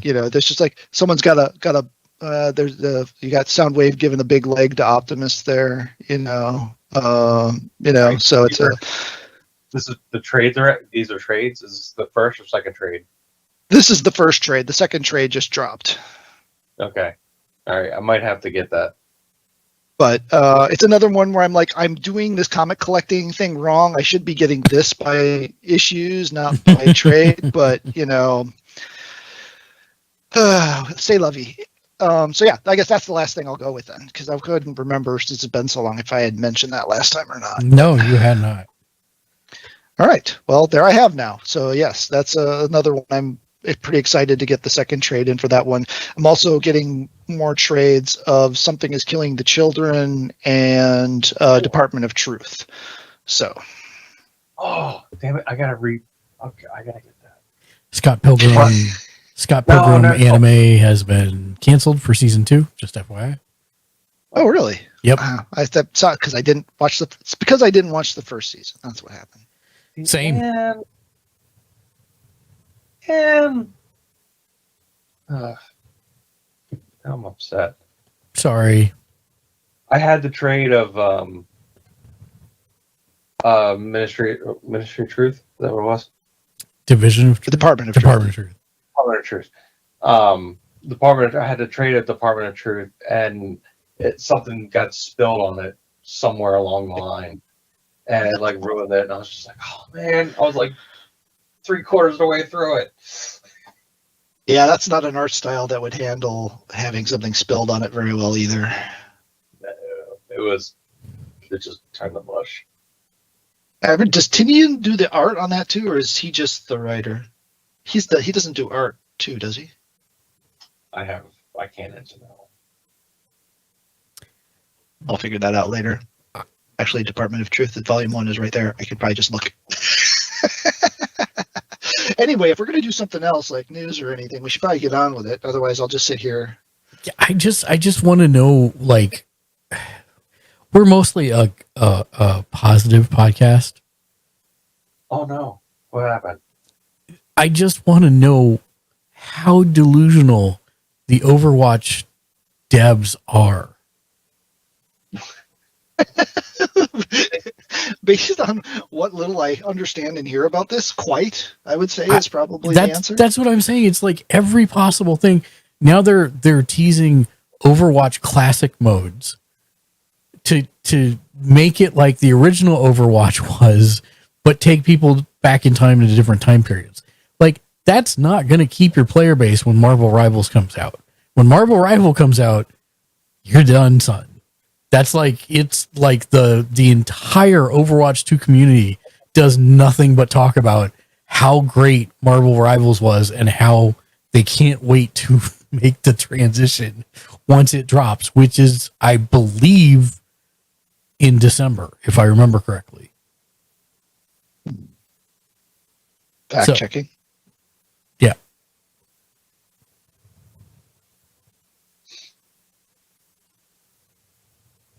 Tinian is not he is the writer. December 6th, 2024, sir. That is like a week away. Yep. So I'm like, you're talking about going back to the old stuff when you made this giant stink about going whole hog to the new stuff and then not delivering any of the new stuff that you promised, like a single player mode or, like a co-op mode that people could play together. You guys scrapped all that stuff, and now you're talking about going backwards. That seems delusional. Yeah, this classic thing that they did was not what people wanted. No. Because they just launched vanilla. They basically did a vanilla Overwatch, which is jank and broken. That's all get out. So yeah, nobody's playing that because, well, okay, probably not nobody, but yeah, that is not what people intended. But yeah, I don't know. We'll see. I mean, there have been contenders to the throne before, and Overwatch somehow seems to endure, much like WoW seems to endure, despite all better options surrounding it. But that's why I'm playing Guild Wars. which is almost as old as WoW, but no, it's only like half the age of WoW. I will say, so I don't think I talked about this. My godfather is here. I want to say he's 83, somewhere in that neighborhood. His a relative got him started on Genshin Impact, and he has gone from not being able to move in 3D spaces to doing surprisingly well. So it's been like, I don't know, 6 months since he started it. And he was talking about, it took him like, I don't know, something like 2.5 months to get 2 levels of progression. And I'm like, well, are you fusing your weapon parts together to craft better weapons? Are you eating food? Are you doing? And he just looked at me like I had just blown his mind, because he's like, so do you have all this written down somewhere? I'm like, no. He's like, well, how is anyone supposed to learn this stuff? I'm like, I mean, the game does teach you some of it. It does teach you some of it, but it's like, he was like, how long did it take you to get to level 16? I'm like, 2 days. And he was like, that took me 2.5 months. So I've been having But I mean, if you're going from never having played a 3D game before to I know playing, I mean, that's not a bad progression path. It's not, but I think something like Guild Wars will be more his speed, because it does do a better job of at least leading you from A to B to C and telling you about, here's all the keys that you can use, at least at the beginning of the game. Right. So it's like, I feel like I like watching him play new games, because it reminds me how much we all take it for granted as people who've been playing games for 30 years, that there's like no training wheels for half of the stuff in these games. Because everybody complains about, I don't need someone to tell me to push spacebar to jump. Yeah. So yeah, that's something that has been amusing me of late. There is a Godzilla collaboration coming to Fortnite.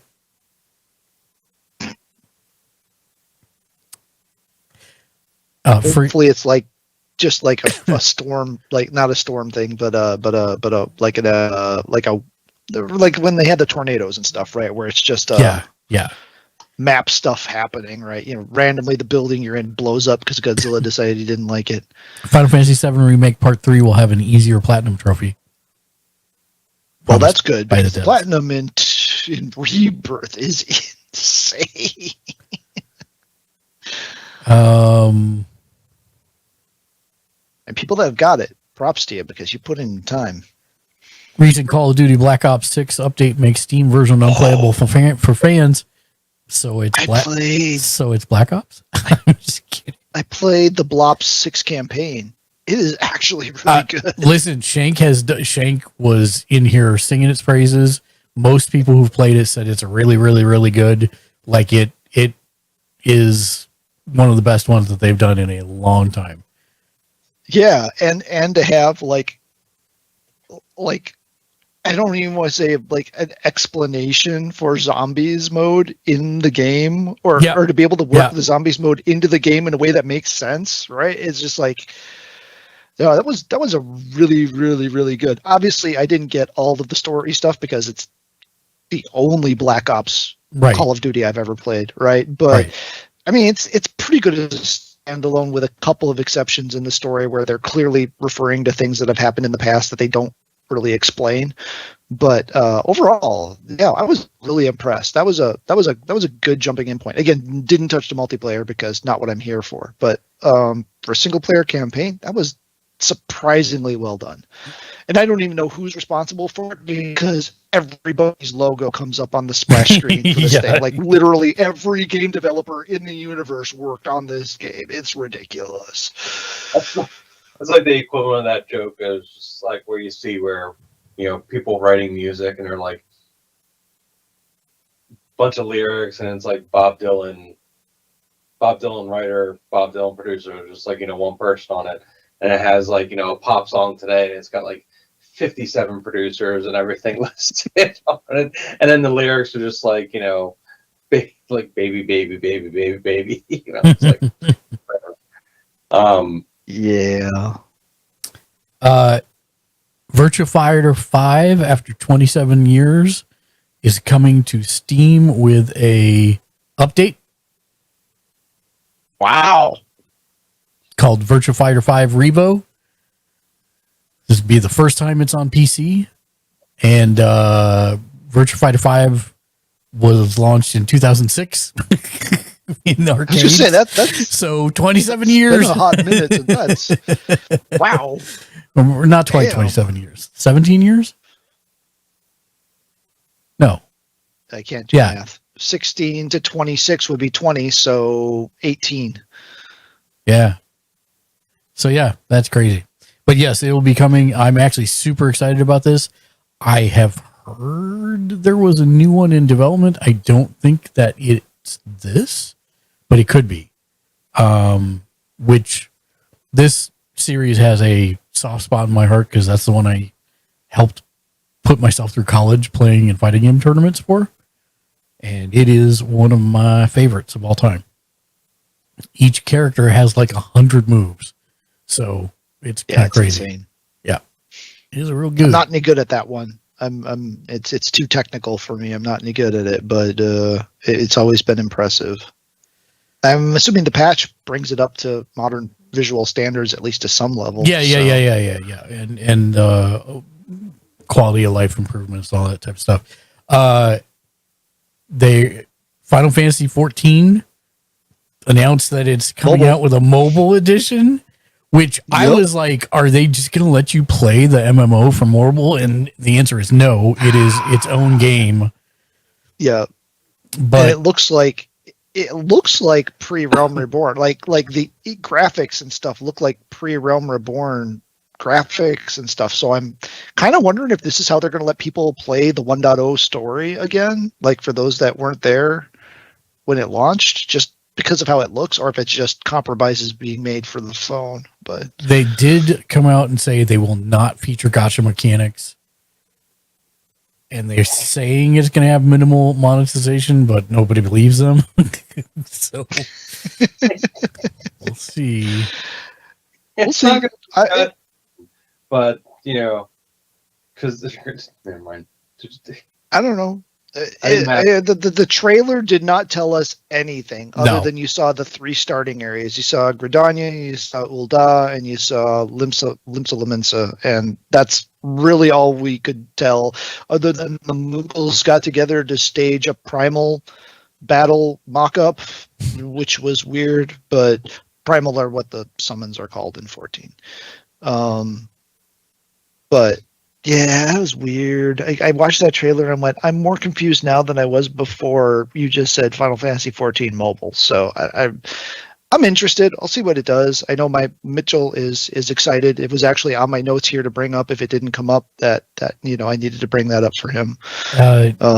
Star Citizen. Do we want to talk about? Oh, go ahead. No, I've been monopolizing. It's all you. Do we? And if we don't want to talk about this, that's fine. Because, as you said, we're typically a positive show. But do we want to talk about the greatest debacle that ever has existed in PlayStation's history? I mean, it like I think it came and went since our last podcast. So probably, yeah, no, I think we should. I think we should. So, yeah, the game lasted 6 days. Well, I mean, the hype for it was really high from PlayStation side. Mm-hmm. I looked at it and went, not only no, but this looks terrible, no. And then 6 days, then the announcement that they were going to honor all refund requests, and they were going to go back to the drawing board. And then the devs started posting saying they were gutted and they were under pressure by Sony. And then there was no more pressure by Sony. Yeah. Yeah. So if anybody doesn't know, Concord, was the name of the game. It was supposed to be a hero shooter. It was created by teams of former Halo, Bungie, and was it Call of Duty? It was Halo, Bungie. It was 3 major shooter. It was Halo and so it was 343, Bungie, and there was a third company in there. Third major shooter series in there. I can't remember. It was the Firewalk. Is that the name of the studio? Firewalk Studio came up under one of these investment groups, right? That has not actually put out a game yet. Still, they've had like 6 failed games. So they partnered with Sony to get some money for this one, and then Sony ended up buying the studio and the IP outright from the company. They really believed in this thing. They thought this was going to be their mega franchise for years to come. They've actually closed a couple more studios since. I'm firmly of the belief that they were working on other Concord related projects, and that's why they no longer exist, is because this all fell apart. But from the people who've played it, it was a passable game, right? Gameplay wise, it was completely passable, but that's just not enough for the day, and the style just did not meet modern aesthetics. And I mean, I think you could have had any group of playtesters play it, come back and tell you that this is not going to be enough. So delay the launch of the game and make it better. But instead they went this weird route of, we're going to early access it and we'll be working on it and you guys will love it. And there just wasn't the player base to do that. Yeah. I think the estimates I heard last were maybe 23,000 copies sold. It hit like 600 concurrent players on Steam or something like that, right? That was its cap, right? That was its high point. Was probably seeing a lot more on PlayStation, but still even not enough to make the lobbies function all the time, right? So it's a real unfortunate. It's a big misstep between the kind of the chaos and problems that have been caused since they put all the money into Bungie. And then all the stuff that's happened there with them breaking Bungie up and absorbing some parts of it into PlayStation Studios and leaving some parts of it Bungie and still just trying to figure out what they're doing there. And then with this, they bought this studio, right? And now it's disbanded, right? I didn't even hear, like, at least when they broke up Bungie, where they brought a bunch of the people into positions in PlayStation, right? So they were given positions or offered positions at other things within the PlayStation family. This one, it sounds like they just said, nope, goodbye, have a nice life. Already got burnt once. Yeah, you said goodbye in that specific tone, and he just passed away. And I was watching some comedian, and they were like, they left his final message, and it was like, goodbye, chunk. That's horrible.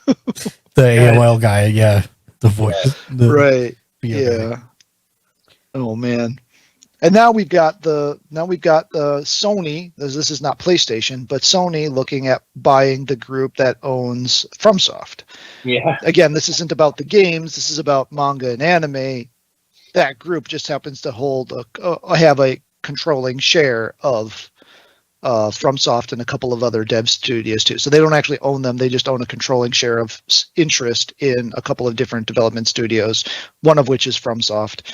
But they're actually the purchase that Sony's trying to do is to try to secure their stranglehold on the manga and anime business, which they've been doing for a while now, buying up Funimation, a couple different manga publishers. So they're really trying to lock as much of that market down as they can. But yeah, the headline everyone saw is that Sony to buy From Software, which is not true. They're looking to buy a company that has a majority hold, or acquire a company that has a majority stock ownership of From and a couple other dev studios. So, I mean, they've already worked with From a lot. They've good partners with From. I think this would just accentuate that. I think at this point they're they've got to be gun shy at this point, right? They've got to be gun shy. You know, there's all kinds of debate. Was it Jim Ryan? Was it Jim Ryan making these decisions? Is it Herman Hulst making these decisions? Was it the two of them together that were making these decisions? You know, are we out of the woods yet? You know, so there's a lot of speculation going on out in the space about, you know, who's to take the blame for this. And then with these situations, it's always a complicated thing, right? If you've ever put out a product with a corporation, you know, it's never as simple. Rarely as simple as there's one person to blame. Well, he's still there, right? He still works there. He's just playing with his indie games, right? He's working on the games Dave buys, right? So promote him up to the head guy. It'll be just fine. make him the third CEO that's in charge of the other two CEOs. That's right. That's right. I'll just have a triune CEO. Sony's problem with this whole thing is like they were just used to like, you know, when they, you know, bought developers, like they're used to like Insomniac and Naughty Dog, like, you know, like when that's your track record, it's like, yeah, we just do whatever you want, make us money, right. because yeah. you know we can get on that. Yeah. Who toxic positivity is the term that's been tossed around with what happened with this developer in this game, but. Well, I mean, I guess that leads us to the other thing that we probably should talk about, which I think is a valid criticism. How can a DLC win Game of the Year? Or be nominated for it, right? Since we're talking about From Software, how Yeah. can you nominate a DLC as Game of the Year? I mean, money. I get the answer is money, but because Jeff Keighley is great friends with somebody at FromSoft. But still, that okay. So we didn't talk about this at all on this podcast because it's not relevant. But I want to. There's an analogy here, so bear with me while I talk about this. I don't know if you know, but the Magic the Gathering community about 2 months ago almost imploded, like the entire thing. And the reason was because they had an independent council called the Rules Committee. And the Rules Committee looks at all the different formats, and they are the ones that issue the bans. Now, this is a group that was not controlled by Wizards of the Coast, but they worked with Wizards of the Coast as an independent council for like 20 years to help them chart forward. The council, there was the Rules Committee, and then there's a separate group called the CAG, which is the Community Action Guild or something along those lines. And that group are advisors to the Rules Committee. So anytime the Rules Committee is thinking about banning a card or doing whatever, they talk to this group to make sure that everybody's on the same page and get their feedback and all that type of stuff. They're the ones, the Rules Committee is the one that makes the final decision, but they're supposed to have this group to bounce things off of. So they didn't do that. And in fact, they locked everybody in the CAG out of the knowledge of the bands that they were coming out with. And they surprise announced to the community 3 bands of cards that everyone had in their decks, that 2 of the cards cost over $100. So as you could imagine, a lot of people were pissed. And while I agree with the overall, if Magic didn't have a dollar component attached to it, like if you remove these cards from the game, it probably does make the game better. That only works in a vacuum if you didn't just shell out $200 to put those in your deck, and now you're screwed because they're banned, right? And the weird part is that the thing that they were banning them for is the game mode that we play, which is called Commander, which isn't sanctioned anyways, right? So, and their philosophy for the last 20 years has been talk with your friends amongst the table before you start the game. Find out what's acceptable and what's not. Like if you watch our VOD from yesterday, Dark comes in and says, "Hey, is mass sacrifice okay?" And all of us at the table went, "Eh." And so he didn't play mass sacrifice, right? We didn't need somebody to tell us ban those cards from ever being played because we are adults and could talk about it. That's called Rule 0 in Magic. I feel like what happened was that the rules committee made these changes in a vacuum, didn't consult anyone but themselves, and in turn undermined the entire efficacy of their independent existence, right?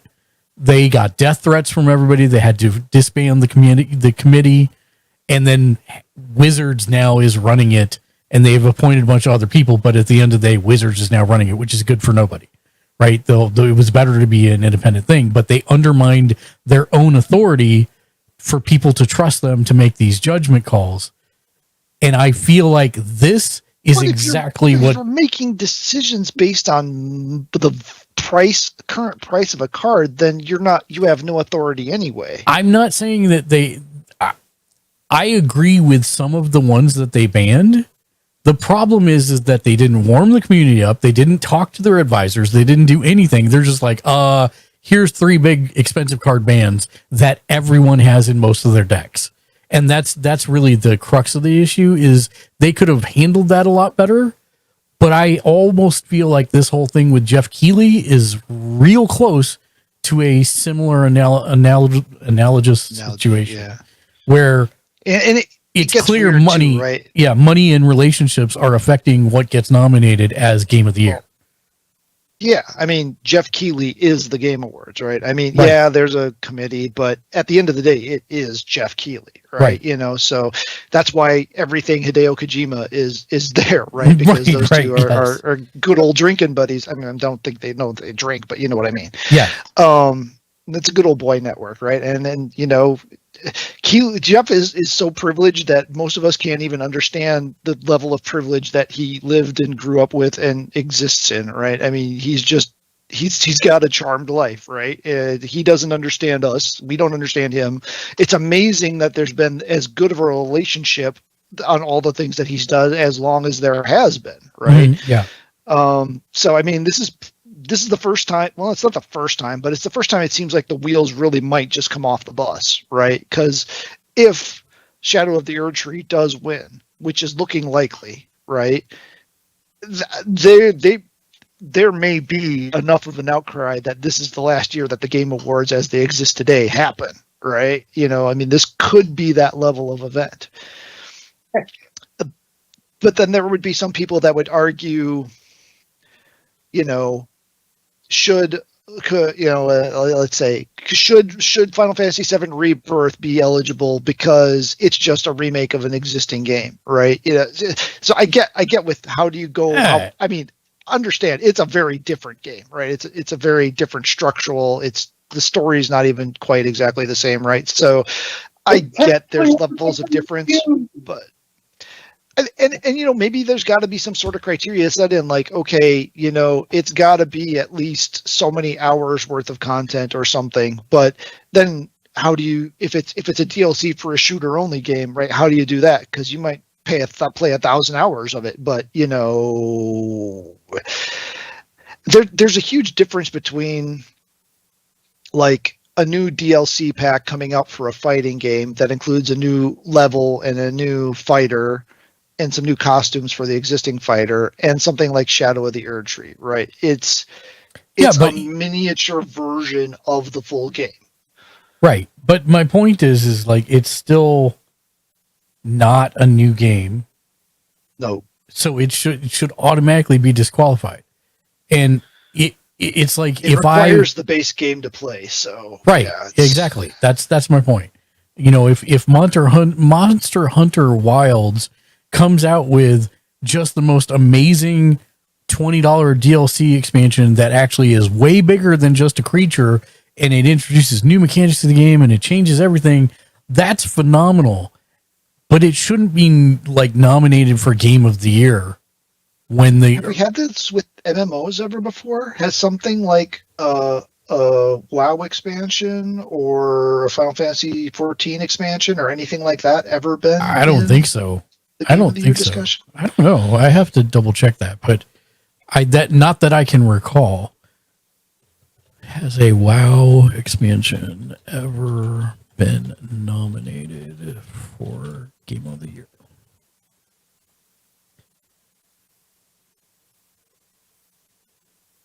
So apparently, yes, Wrath of the Lich King was nominated for Game of the Year at the Game Awards.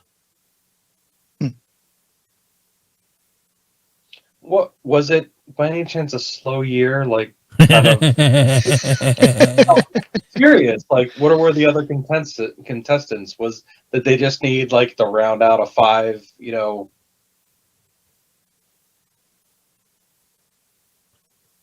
The Game Awards has stated, that DLCs, expansion packs, and remakes, remasters are eligible for nomination in all categories. Oh, okay. Well, that came out 6 days ago. Because I think what they've typically done for MMOs though, right, is that they have their own separate MMO category, right? So please predict the first comment in this Reddit thread announcing that all DLCs are eligible. Nominate horse armor. That did not come out this year. I'm sorry. But yeah, no, all DLC. I didn't really think about if the language literally says all DLCs are now eligible. I mean, that is what it says. That's expansion packs. That's rough, bro. Here's what it specifically says. The Game Awards aims to recognize the best creative and technical work each year, irrespective of the format of that content's release. Expansion packs, new game seasons, DLCs, remakes, and remasters are eligible in all categories if the jury deems the new creative and technical work to be worthy of a nomination. Factors such as the newness of the content and its price/value should be taken into consideration. I mean, Shadow of the Erd Tree was like a $40 expansion, wasn't it? It was pretty hefty. Yeah. So I disagree with that, but that's just me, you know. And see, now we're getting tricky with the whole remasters versus remakes, right? Like remasters the same game. Remake is technically a new game, right? It doesn't have the same code, right? So Resident Evil 2 Remake does not have any of the code from Resident Evil 2 in it, right? So it's a completely new entity based on the same concept. I can appreciate that. I can see where remakes could come in, especially when you're talking like Resident Evil 2 remake, the Final Fantasy 7 remakes, you know, some of these high tier remakes that we've been getting recently, Resident Evil 4 remake. Remasters, yeah, that's where it starts getting touchy, right? Because, you know, if it's the same code with a new coat of paint over it, it's like, should the Dave would know what's the new, they've been doing the Castlevania collections, the GBA one and the DS one, and yeah. So are those eligible? They're the exact same game, right? But they added the packaged together, and they've got rewind or state and save or something, right? So a menu of there's a menu between so you can pick which game, right? Yeah, all new. And then it's like a so like where do collections fit in there? Collections weren't listed in there, but would they be considered a remaster? This is some tricky stuff, and I mean, I get it. It's not super straightforward because there are you know, a lot of people would refer to Miles Morales as a DLC or an expansion. It's not. It's a completely standalone game. Yeah. But there are people, because it's an interstitial, smaller story, that would still consider it, you know, mentally thus, right? You know, so I don't know. Full album. Anyway, you started something about Star Citizen like 60 minutes ago. Did you want to get that out? Star Citizen version 4.0 is coming out, and it's going to include a full wipe, which sucks for everybody. Oh, wow. Yep. So be prepared for that. Goodness. Also, Plucky Squire came out. And I believe and got middling reviews. I haven't tried it yet. I haven't either. It was free on PlayStation, wasn't it? Yeah, it was day one. Day one. I'm pretty sure launch. I downloaded it. I know I claimed it. I don't think I installed it, but yeah, I claimed it. I did not install it. I don't know that there is. Death Stranding 2 is bringing back Conan O'Brien again to be in the game, so that's hilarious. Kojima. Dragon Age Veilguard released. And is either loved or hated, depending on who you talk to. Yeah, you know, I have streamer friends who are playing it that love it, and I'm like, more power to them. But for me personally, that is not a Dragon Age game. Oh, the Dragon Age. Wait, that's out already? Yeah, it came out that's launched 3 weeks ago. Yeah. Yeah. Oh. I mean, I have no personal interest in it, but I know people like it. I had nothing to say there. Actually, I'm sorry. That's about all. I think that's it got it had a lot of bad marketing up front. It had that really weird trailer that did not fit the vibe of Dragon Age at all. But it seems like the game, for the most part, most of the people I know or have heard talk about it have spoken about it positively, but there are people out there that are very, very, very much against it still too. It's got some really bad dialogue in it. I mean, I think we've probably all seen the screenshots or video clips of some of the dialogue. It has some god awful dialogue in it. Yeah. Otherwise, it seems like it's a perfectly serviceable game. You might want to wait for it to go on sale, but it seems like it's fine, as opposed to Metaphor, which I've heard nothing but praise of. Which I really want to get now too. Also, I don't think it's going to happen, but I do want to get it. It sounds like it's the Persona game for me because the calendar schedule isn't so insane as it is, and it's turn based. It's tactical turn based, so I'm so down for that. And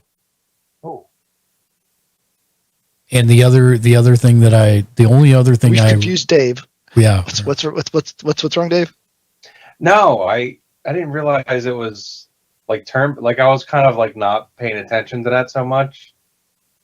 Yeah, it's turn-based, but it's action turn-based. So it's kind of like a Legend of Dragoon, where while you're attacking, you have to do button sequences or something to maximize your attacks, right? So it's turn-based combat, but while your character is attacking, you hit square or X or trigger or something.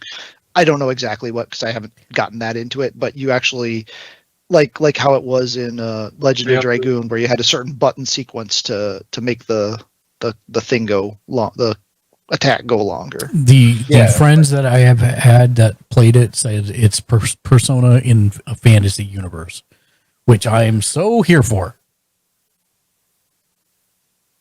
And then Dave said, "Yeah, I gotta check that out." Yeah. Is that that'll be your one big one for the year. It is Christmas present. It's out now. PS5. I believe it's I think on the launch sale. edition is actually on sale right now. Yeah, I believe I've seen it for $20 off at most of the sales for Black Friday stuff. So it's like $49.99. Earbud in with your wife or whatever. Whoever buys you games, which is probably you. So buy the game, wrap it for yourself, and put it under the tree. Yeah. Or in the stocking, or whatever you do. Dragon's Dogma 2.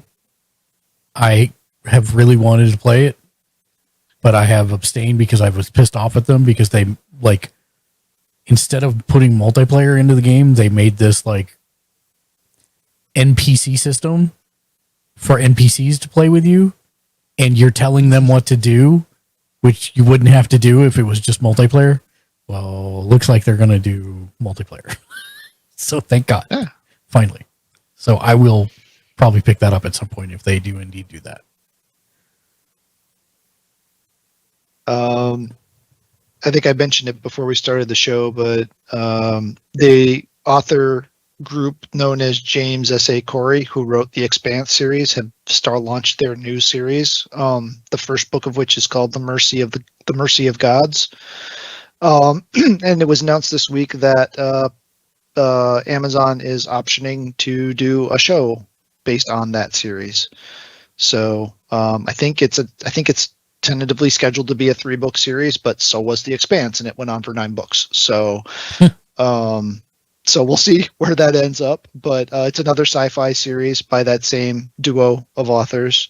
I don't know anything about it. I was told I could not get the book, which I assume means it's going to be within my hands within about a week. So that'll be some of the best sci-fi writing I've read in my life from those guys, and hands down some of the best dialogue I've read anywhere. And so I don't know if that's the duo. I've never looked into what the duo does, like how they write. Like, is one of them the world builder and one of them the dialogue writer? I kind of feel like that's what it is. Like, one of them's really good at world building and the other one's really good at dialogue, and together they just